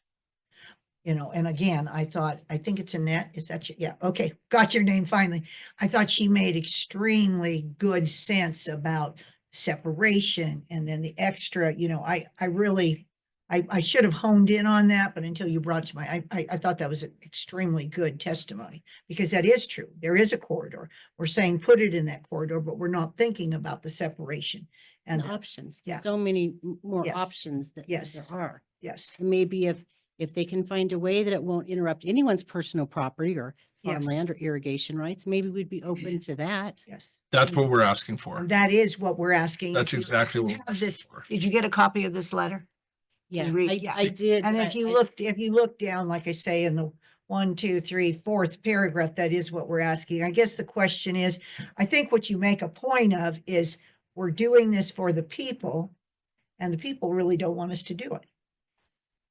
That's, and There's a question. Sure. minimizing to a big corporation. Okay, so 150 folks. Well, there's a lot of people in Oregon. That's pretty minimal. But to these folks, that's catastrophic to them. No, I get it. So maybe if there's going through no one's personal, maybe if you just make some, That's what we're requesting, Too. that it goes through no one's personal property and that it stays in public lands and that it stays on current transmission lines. And I understand you guys have a transmission line through your property, but there's also lots of other you have a distribution line. We've said we do not want the distribution line, which is the line that goes down Conant Loop. And one that we've heard most concerns about, we've said that is not the right place. The one that goes right behind your house, sir. That is not the right place for it. What we're saying is public land and non-private property that is not in the view shed of other private property locations in Crook County. And so there's not only are the transmission lines that go through your property, there's also transmission lines that go through public lands around Crook County that are nowhere near public land, private lands.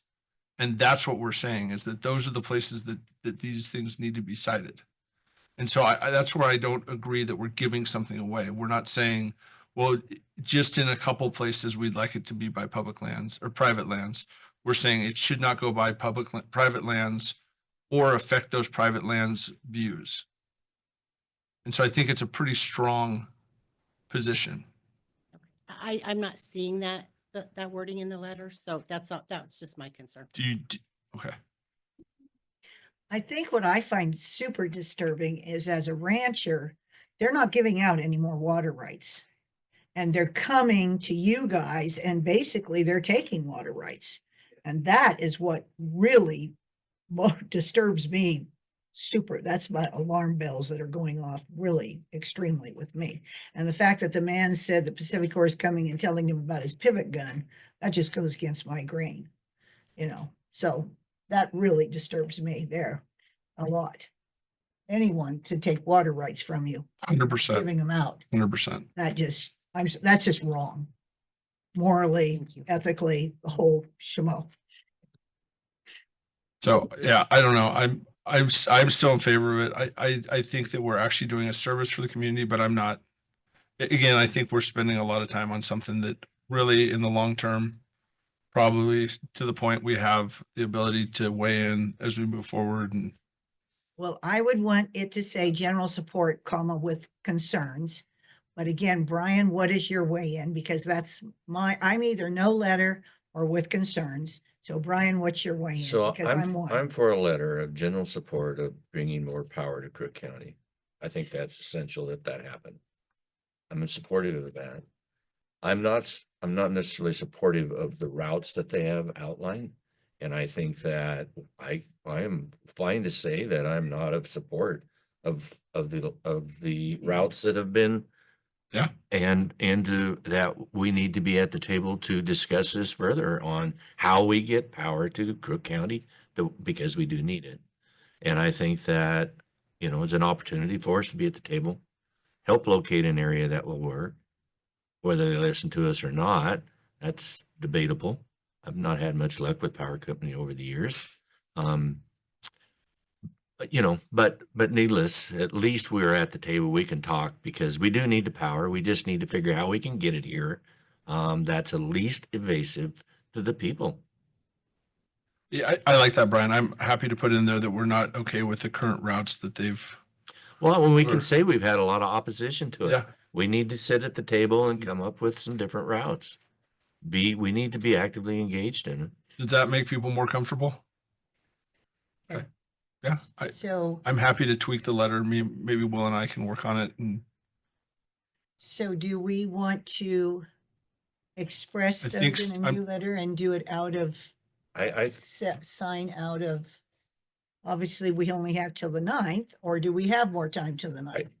Because we're the county, and as you say. but we have to meet again. So I would ask for a motion to redo the letter to, as I had mentioned, and then we sign it out of court. And I hope that you trust that we will do what I said that we will do in the letter, where we don't approve of the routes, but we do want to confirm that we do want power. Steve, did you have something? Just one last thought about the letter is, if I were on the other end reading this, my eyes would go straight to all the weasel words in here. General support, we discourage, minimize disruption. It's nothing decisive about that language. Mhm. And if you put yourself on the other side and say, oh, well, we got them in the corner. So that's. Yeah, fair point. I'm happy to make it more clear where we stand. I would think it's the power required, the big power required goes through Deschutes County. Main line should go through Deschutes County, and a smaller spur, which would be way less invasive, come into Crook County. I think that would. I'm just not a electrical scientist. I just don't know what the needs are and what the requirements are for all those things. But again, I think that's something we can talk about throughout the process. And I think with the addition of we don't like the current route, that puts us in a very strong position. I just wanted to add that because that would be a lot less invasive to Crook County. And I don't know whether they've thought in that direction or not, but that needs to be put into their minds, I think. Happy to bring that I up. think that's a very good comment. And I do think, like you say, that 4th paragraph where we ask them to seek the alternatives that minimize our disruption to our private lands and our irrigation and that, I think that's a very good paragraph to put into it. So if you trust us, I will second your motion, Brian. You make it and then. I have to make it. Seth, you make it because this was your letter. Then so you. I'd make a motion that we move forward with a letter to be signed out of court, signed out of commission, with the changes that we've talked about today. I second that motion. Motion been made and seconded. Any further discussion? No, we're just going to be firm and we're going to reflect the thoughts that have been discussed, like we talked about today. If you're gonna come out to your branch, you'd have to do it tomorrow, because if you have to have it in by the night. Oh, no, I'm gonna come and see you out after the 9th, but that'll be on another, because this fight isn't over by the 9th. It's gonna keep going on. So I'll come and see you as soon as I can. Motion on the board. All in favor, say aye. Hermrick, aye. Aye. Barney, aye. Okay. So moved. So thank you. We Yeah. will Yes, we thank write a you. letter. We will express our concerns and our disapprovals, and you're welcome. Thank you all. We do appreciate your testimony.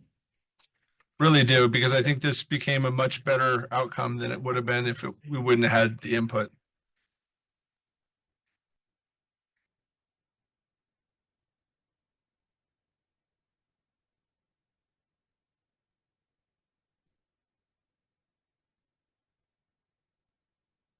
Okay, so let's move on. Number 4, 2024 ODHA, OHA single audit review. Where are we? Yes, no? No, it's number 9, beauty health. What is happening here? Why don't I go any farther? Oh, I was on the jet consent. I'm sorry. Yeah. Thank you for keeping that straight. Okay, Hi, Katie. Good morning. we'll get to you eventually. Sometime You're, soon. you're next. Her platform's being used. Oh, did I get my notepad back? Oh, okay, perfect.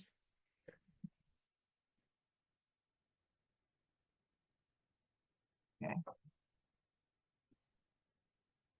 Katie, forgive me, I'm gonna get a quick cup of coffee, but I'm listening, I promise. All right, good morning.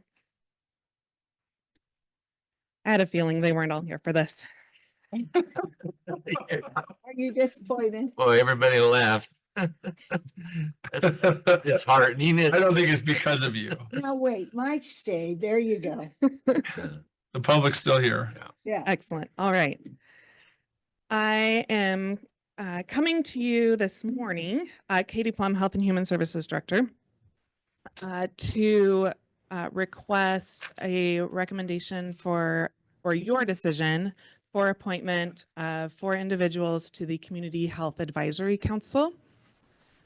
We have, so the 4 individuals are Under Sheriff Bill Elliott, our Juvenile Director, Erica Fricky, the Prineville Mosaic Clinic Manager, April Pham, and from St. Charles, we have Kimberly Munn, who have applied for appointment to serve on the Community Health Advisory Council and are required appointment and approval by you all. How did you go through the process to pick these people? We have one currently appointed member, and we had myself, who is not currently appointed, but a staff support member for the group. And Stephanie O'Neill is also a staff support member for this group. Her direction in, and I would have to get the date, a work session. I gathered the feedback of the group. My interpretation of it, I felt supportive of. If I was not supportive, I would have expressed that to you all, in addition to bringing the group's discussion to you. And so my recommendation as a staff member supporting the group maintains the same, that you all consider appointment of these 4 individuals. We will still not have quorum with these 4 individuals appointed and the one who is currently appointed. That makes 5. We need to have a quorum to make further decisions as that group. We need 6. So moving forward, I think there's additional guidance coming out in this meeting, and so we would follow that guidance from you all to appoint our additional members. Did we not go through and have a public meeting without the full group and just have a conversation in a public meeting and move forward? I thought that was kind of the game plan, and I know that that's probably overkill, but I think it's worth, just like I think we've talked about in the past, of, since there isn't a quorum, just having a public meeting where we talk about the ideas of what we do and then bring them to us and then move forward. I would prefer, and I know this process is taking extremely long, but I would prefer to go through that process, to have just one more meeting where we have a conversation and put it out to the public and make it clear there won't be a quorum, but we're gonna have a discussion about potential members that will that you would then bring to us. I would feel more comfortable with that. Is there a super important time frame that we're looking at to get this done? That we're moving on, or? We have not been able to hold 2 meetings so far due Yeah. to lack of quorum. We are hoping to convene in June. I mean, I don't mean to be a pest, but that's how I'd like to see the process gone through, just to ensure that there's no concerns. And I don't know what everybody else thinks, but I'm fine with passing it and being over with this. It has gone on for a very long time. I don't think we have. I'm fine with moving forward with it, passing order 2025-10, commencing this, finishing, filling this board and moving forward. I think we've had a lot of discussion about it. I was going to ask if maybe Eric can weigh in on if you all feel this is public meeting, it was on the agenda with the applicants, and if you have any additional input, because it would be me reconnecting with, again, another couple staff members and one currently appointed who may or may not attend in future meetings for quorum. So I wonder if having this as our public space for dialogue around the applicants would be appropriate. Yeah, so as Katie mentioned, the unfortunate circumstance that the county confronted is that the Health Advisory Council did not currently have a quorum such that it could apply Order 2022-52, which is the county's adopted procedure, to make recommendations to the Board of Commissioners for filling those vacancies. Under that order, the existing committee gets together, reviews applicants, and makes a recommendation to the board. And if there is no quorum, they can't meet. What Katie has done is, because there's no quorum, she has sought insight from people she values, including the current appointed member, to review the current applicants. I think the applicants are quite strong, so it's no surprise that those individuals recommended. well, Every 45 minutes. You need the paid version, Will. So there's no surprise that those individuals suggested to Katie that they were quite qualified, and Katie agreed with that and made that recommendation to you. The question I think you're posing, Commissioner, is nevertheless, should there be a meeting? I rather agree with Katie. I think that is this meeting. This is the opportunity for members of the public to provide any feedback to you before any appointment is made. This has been on the agenda for several days now. There's been prior discussions on this particular matter. I don't think that an additional meeting is going to benefit the public any more than just moving forward with this meeting. One unfortunate complication is, again, we don't have a quorum of the Health Advisory Council. We have one appointed member, plus we have Katie, who, in addition to her other responsibilities, is liaison with that currently unconstituted board. So my feeling is an additional public meeting is not necessary. I think you can move forward today. If members of the general public have strong feelings on the applicants, they've had the opportunity to reach out to each of you, to reach out to Katie. I personally think that the applicants are, again, quite strong. And I don't know if an additional delay is going to benefit the public at all. I make a motion in the matter of the appointments to the Community Health Advisory Council to approve Order 2025-10. A second. Motion's been made and seconded to approve Order 2025-10. All in favor, say aye. Quick Discussion. quick discussion. The only thing I would say is I think to our order, I think we could change our order and put some type of a control in there if we don't have a quorum in a group that needs new members, and find a way to have a process that's transparent and part of the public. And I think, you know, again, I don't disagree. I'm not dissenting because I think that the people you chose were the wrong people. I just think we could clean up the process, and that's, you know, I think that's something we can do as we move forward. There was, you know, essentially zero in this committee at this point. It used to be full. Yeah. Used to be a lot. Correct. And there is zero. They all timed out so we appointed them all at the same time and they all timed out at the Right. same time. A lot of unfortunate Yes. COVID, you know, you name it, it just turned everything upside down.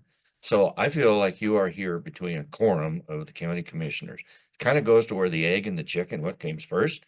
So, you know, to me, you are before a body of commissioners that can make the choice.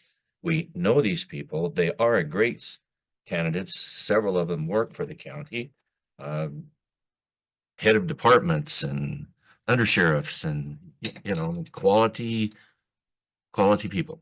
And I'm very comfortable making a decision to move forward and starting this. And as it progresses, we may have to come back in order to continue filling it.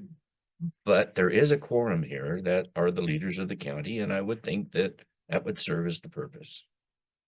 It's my two bits. I think, Katie, you have been put in a hard place and you have handled this very well and you have excellent candidates. And that is why I've made the motion to approve this. And good job. Thank you. And I'm sorry you had to go through all of this.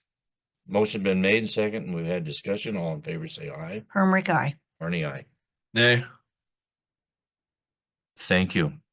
And thank you, Katie. I'm not unhappy with you whatsoever. I just think we could clean up the process.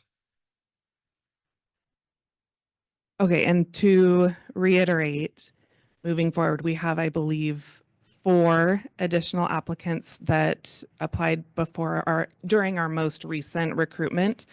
So whatever is decided for that process that Seth mentioned, we would follow for those additional 4 appointments. So what I would think I would like to do is to do what we did with the Museum Advisory Board, where we modified the process to call a public meeting to review applicants, which we could include the county manager to make up that, and that we did that with the museum, and I'm assuming, Sean, it worked well.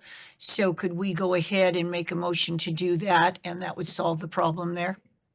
So commissioners, item number 12, I think covers what it is you're So- discussing.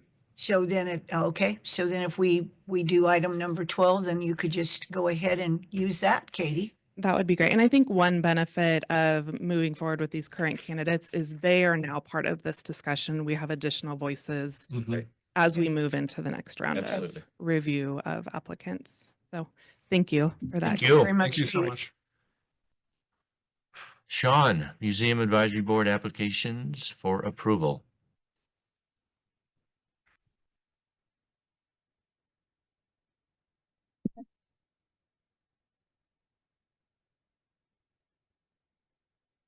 Good morning, everyone.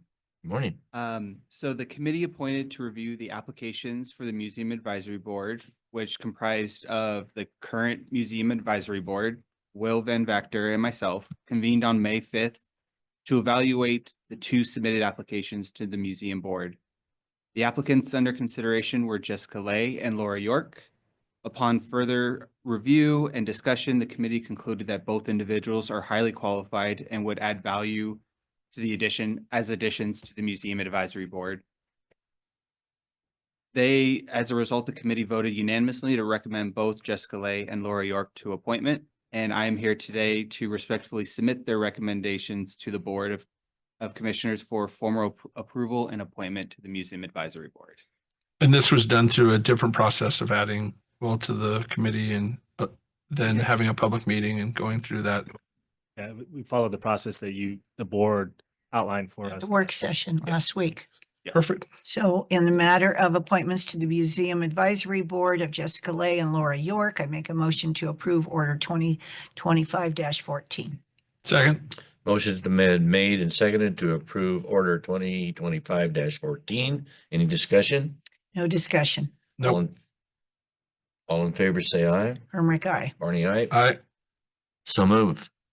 Thank you very Thank much. Jessica and Laura for I will. Their volunteerism. volunteering. Yes. Thank you. It's very hard to get volunteers. And Yes, we I- appreciate, I agree. we appreciate them. I'll make. We have to get volunteers so we can have votes to keep getting volunteers. Exactly. Just a round circle. Yeah.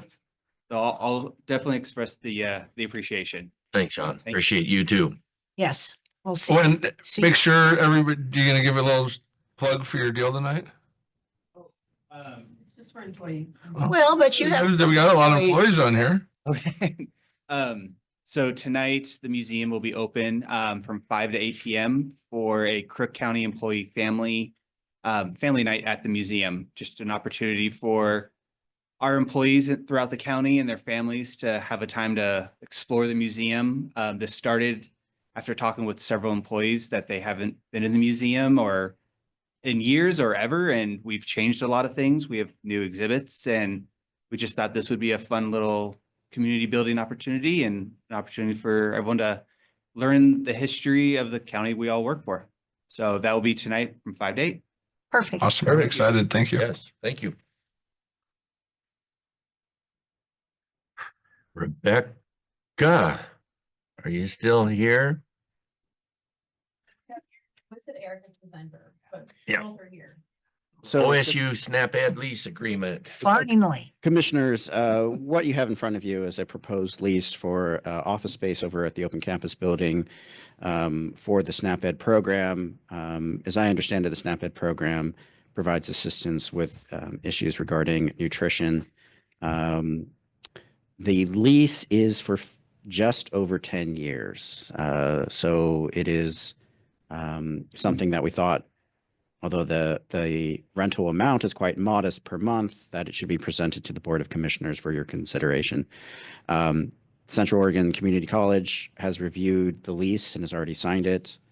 It is for a little less than 500 square feet of office space, including use of the parking areas and other common areas of the property. Unless you have any questions for me, I might recommend a motion to approve the SNAP-Ed lease with Central Oregon Community College. Do you want to make the motion, Susie? We're I really am pushed for this. very You did a good excited job. about this. At noon is my food insecurity group where I will see Shauna, and I'm excited we finally got this done. So I'm very happy to make a motion to approve the lease agreement for SNAP-Ed with COCC. Second. Motion's been made and seconded to approve the lease agreement with SNAP-Ed all with OSU. Any discussion? No. All in favor, say aye. Aye. Aye. Oh, Aye. Hermrick, I forgot. Oh my gosh, I forgot to say that. I can't believe it. I don't think I've ever said. Well, I'll talk about that. So moved. It's approved. Next, order 2025-12 modifying order 2022-52 regarding appointment of members for county committees. Eric. So commissioners, at the work session last Wednesday, there was discussion about having a more formalized process to address appointment to committees if certain circumstances arise. And those circumstances are what we talked about just a few minutes ago. The normal process under order 2022-52 for appointing new members to volunteer boards is that the applications are presented to the board members. They are asked to review them and then make a recommendation to the Board of Commissioners as far as next steps. Something that order did not really expressly address is what happens if there is a board that does not have a quorum. Order 2022-52 had a sort of safe harbor, which says that the Board of Commissioners will be able to modify the process if they are presented with circumstances that justify some sort of different method. But there was interest last week in having a more formalized process to address those circumstances when a volunteer board just does not have a quorum. What you have in front of you would be a process whereby under section 1, the county manager would appoint a sufficient number of people, including the members of the board, even if they don't have a quorum, to form a selection committee. The hope would be that there would be a sufficient number of people for an odd number, just in case there's, a split vote, but an even number would suffice. The selection committee would then review the applications and make a recommendation to the Board of Commissioners. There was also discussion among staff members about having some more robust procedures for vacancies or expected vacancies. And the hope there is that if somebody knows there's a vacancy, if somebody expects, I'm going to resign at the end of this month, that they can contact the county administration office.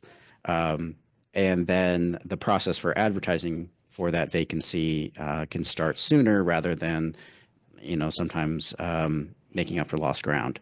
There is a provision in here that talks about conferring with the clerk's office just in case there is any provision of that particular position that implements or impacts her office. Just as an example, there are some positions where you can make a statement saying I'm resigning, but you have a certain amount of time to say, no, I changed my mind. So Cheryl's office would be able to look at that position and say, meh, there's nothing here, or yes, we have to wait a certain amount of time just in case that resignation is clawed back. She's reviewed this and didn't have any reservations about the proposed text.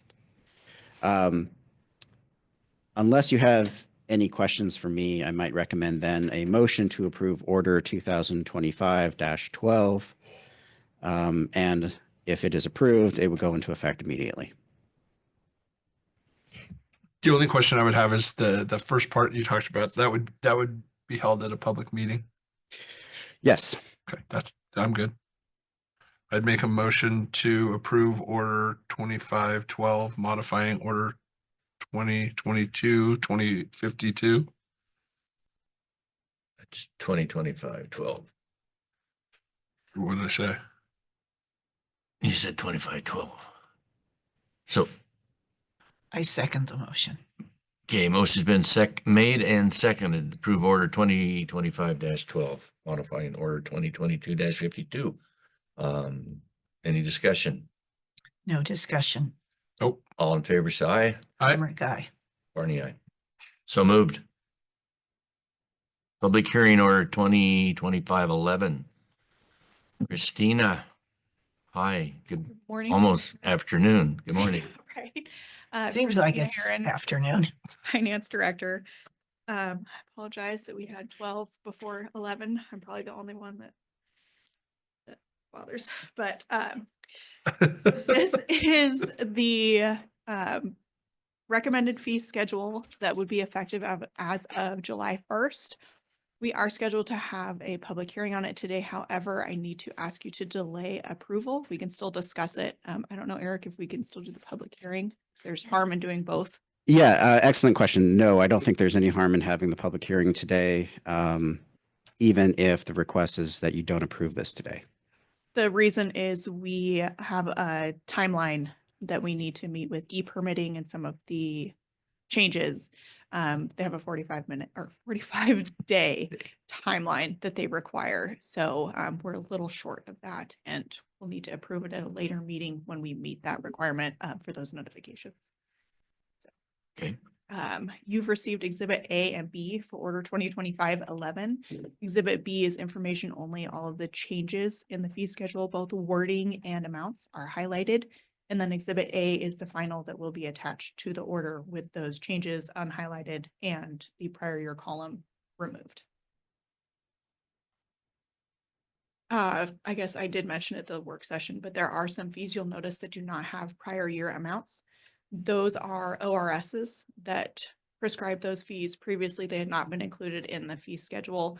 However, we felt to have a more complete fee schedule for a person to look at and get an idea of the total fees that they would be paying, it would be important to include those ones that are prescribed by an ORS as well. Okay. Thank you, Christina. Yes. Happy to answer any questions.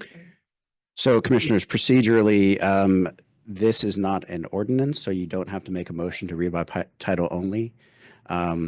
So I might just suggest opening a public hearing and seeing if there's anyone in the room or online who has any feedback on the proposed order.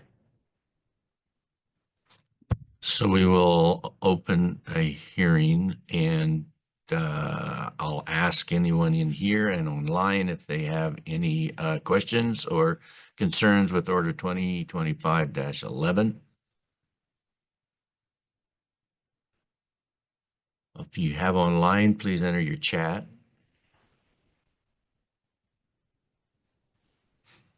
Okay, hearing none, we will close the hearing until the next time. I anticipate it coming back on the agenda for the next regular meeting. If we meet that timeline, otherwise we may have to split it, and all the fees except for community development may need to be approved on the next meeting and then those pushed to June. Because we do have another timeline with other. Okay. Great. Thank you. Thank you. Okay. John, public hearing, ordinance 350. Good morning, Commissioners. For the record, John Astor, Community Development Director. What we have today is the second public hearing for Ordinance 350, an amendment to our flood damage prevention code. So this one is an ordinance, unlike the last one, and so we will need to do a motion read by title only. After that, as I said before last time, our senior planner, Katie McDonald, is the one that's done all the work on this. It's been ongoing for a while, so I'll have her come up and give the presentation. And after that, open a public hearing. Okay.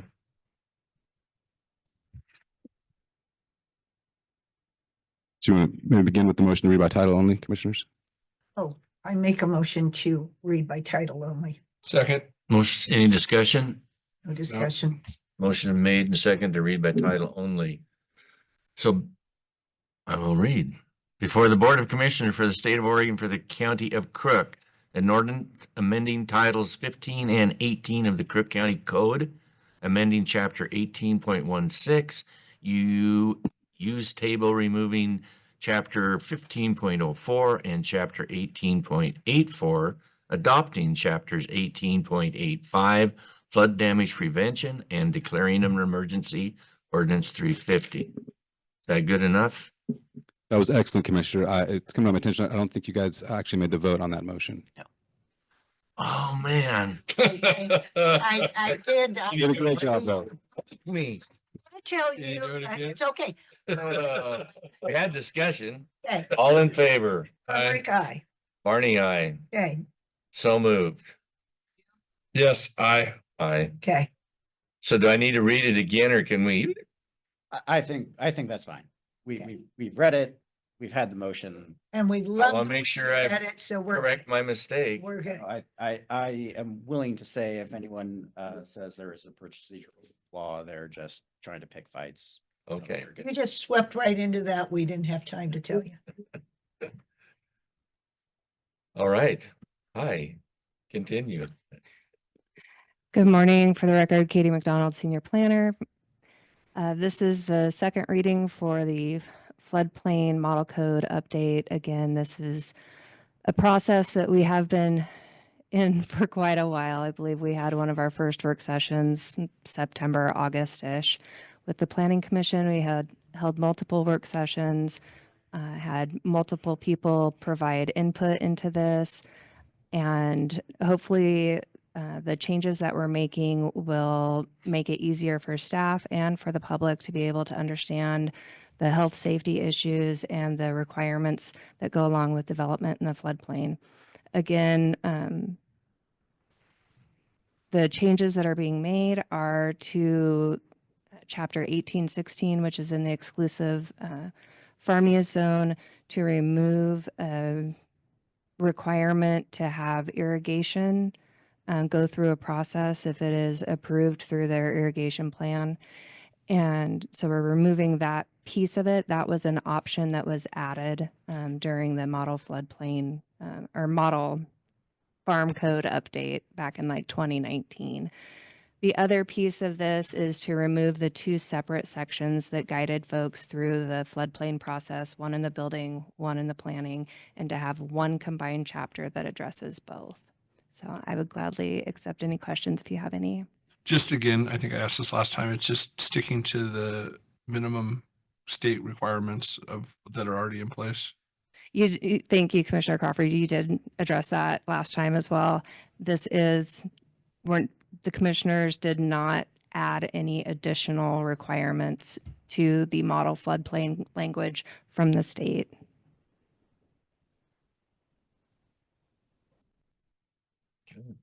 Okay. So procedurally, So for next steps, unless you have any additional questions, I might suggest opening a public hearing. Just so that we can establish a clean record. What I might suggest is you start with either the people online or the people in the room. And then when that group is concluded, go to the other group. And my hope there is that we don't have people who are talking over each other. okay. So we'll open up a public hearing. Is there anyone online that has any testimony, any questions? Would like to visit about it? To enter it in your chat. I don't see anything, so I will go to the audience here in the room. Anybody have any input? Any discussions, questions? Hearing none, we'll move to close the hearing.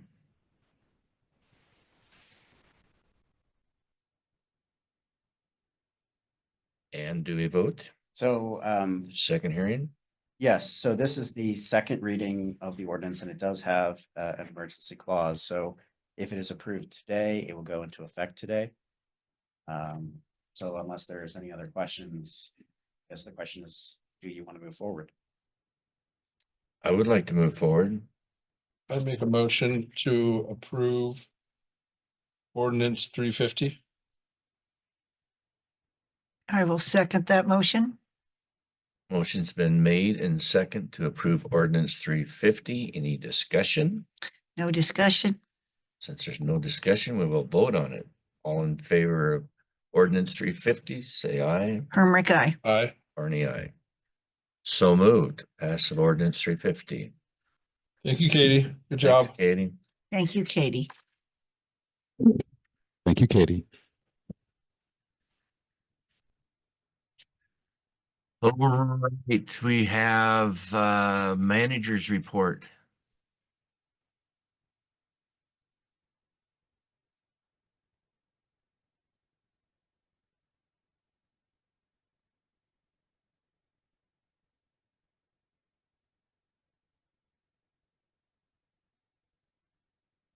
I'll have to go by memory. I had that outlined this morning, but it's not immediately available on my iPad. So just a couple of quick things this morning. I wanted to note that we have made a kind of structural change to the IT department. Primary contact in the IT department is Blaine Cheney now. We have to kind of align resources. We have eliminated the CIO position from this IT department.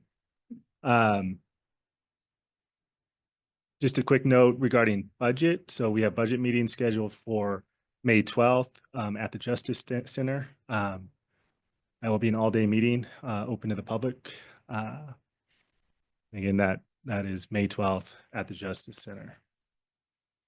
Where is that in the Justice Center? It's in the big conference room on the first floor, past the entrance to the sheriff's office. Sheriff's Department's conference room.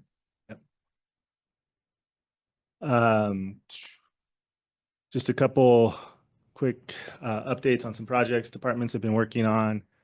The solid waste management plan that we had a presentation on a couple months ago. That will be coming to the board, I believe, at next week's work session for final review. That's in final form and ready to move forward. Additionally, the transportation system plan is is ongoing, and I believe, sorry, I don't have my notes, but I might have to ask John, but you're expecting some kind of final recommendations from the consultant in the next month. So we're moving forward with that. There's still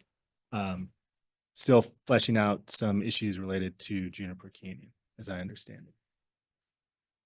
So did you have anything you wanted to add to that since you're here? That was correct. Just fleshing out some ideas at Juniper Canyon, and then also one intersection on 126 that we're taking another look at. So, but still moving forward. Should have the final report within a month. Thank you. Thanks.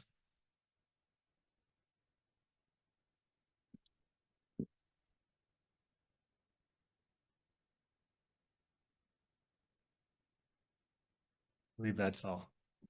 I'll look at my notes when I get back to my office and realize I forgot something. I think those were the highlight. Thank you. Thanks, Will. Commissioner report. I was here to request that we pay the landfill fee of $235 out of our community fund. This is the amount of garbage we were able to pick up in Juniper Canyon, which is a lot. 50 bags. 50 bags of garbage, and there was about 18 people. There's a lot of really good hard work that day. We found a lot of bottles of Fireball and different items. Probably the highlight, my daughter found a cat skull that she really enjoyed. So a couple dirty diapers.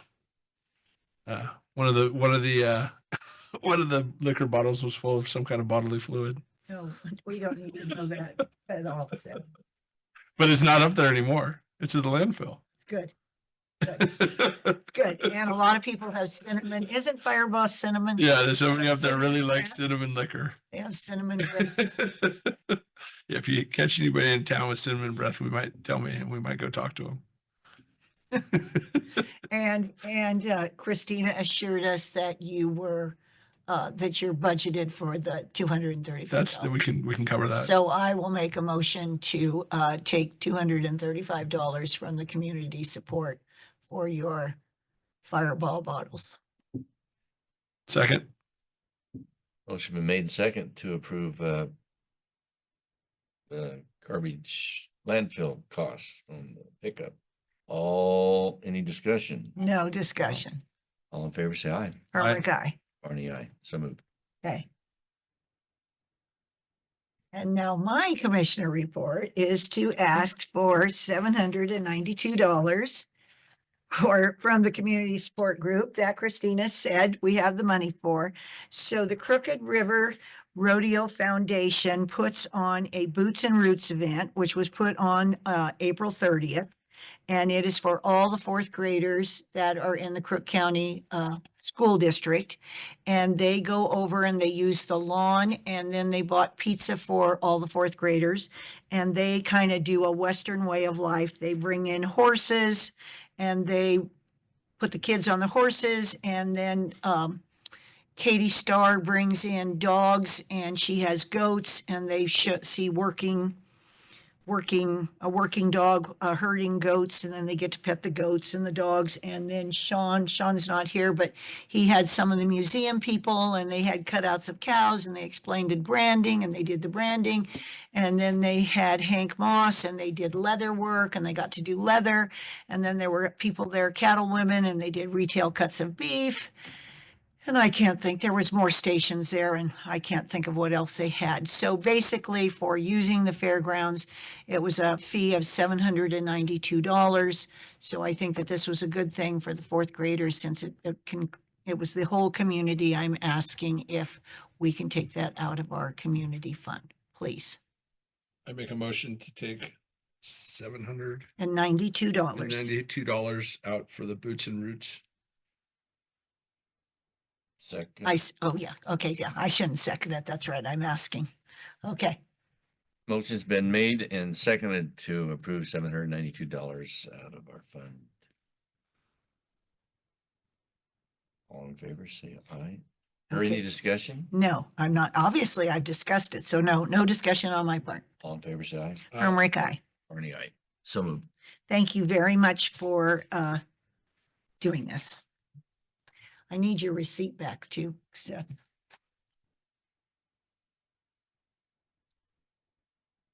Okay, now, we go to, I don't have anything, no asks. Public comment. Mike, you're gonna have to come up and say something. Ashley McCormick, Green Valley Road. I'm just checking in. Last time we spoke, we brought up a letter of some kind to the neighbors, letting them know what's going on because we do still have folks drinking the water. Have you guys discussed that with OHA or DEQ to see where that's at? No, we have. I haven't heard back from him. I'll follow up today. He also hasn't got me the list of the fines and how much the state's bringing in and then not spending on our community.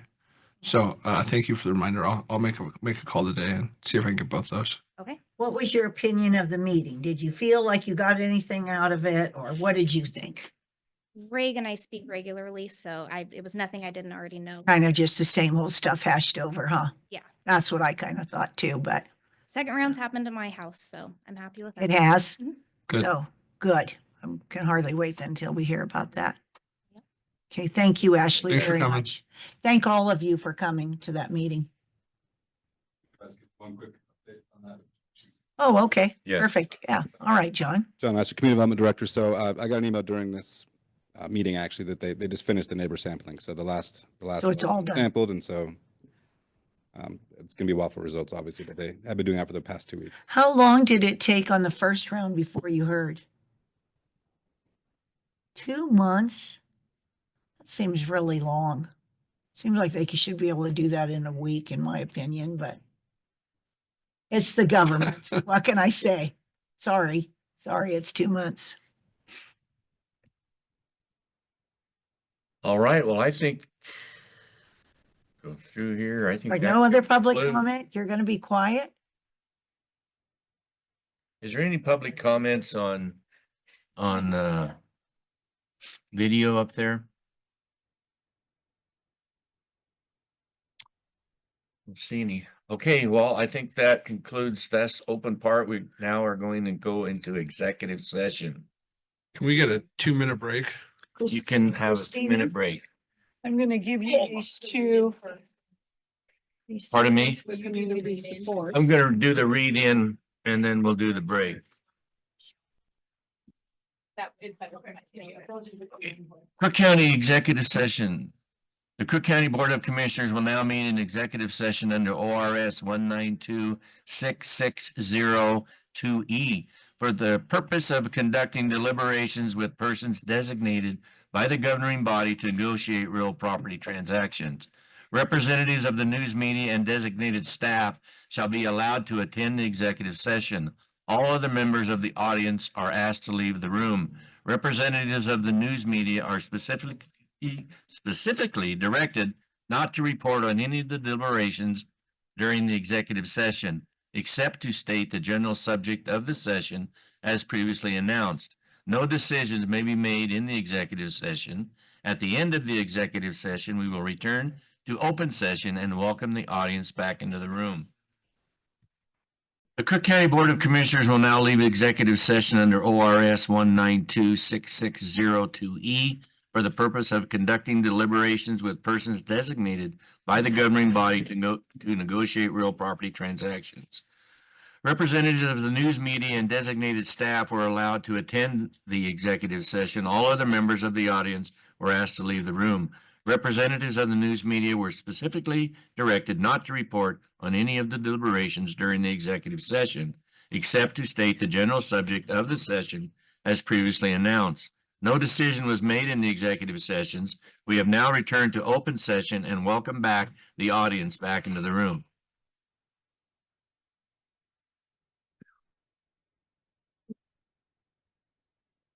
Commissioners, based on the discussion in the executive session, what I think I heard, that motion to reject the lease and to direct staff to proceed as discussed in the executive session.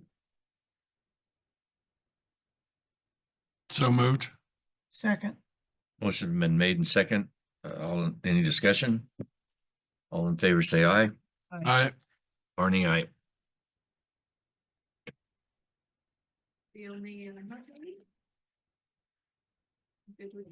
Okay, motion to adjourn, Second. All right, so moved. ask for a motion to. Second. Motion been made and second to adjourn. All in favor? Any discussion? No discussion. Aye. All in favor, say aye. Aye. So moved. I said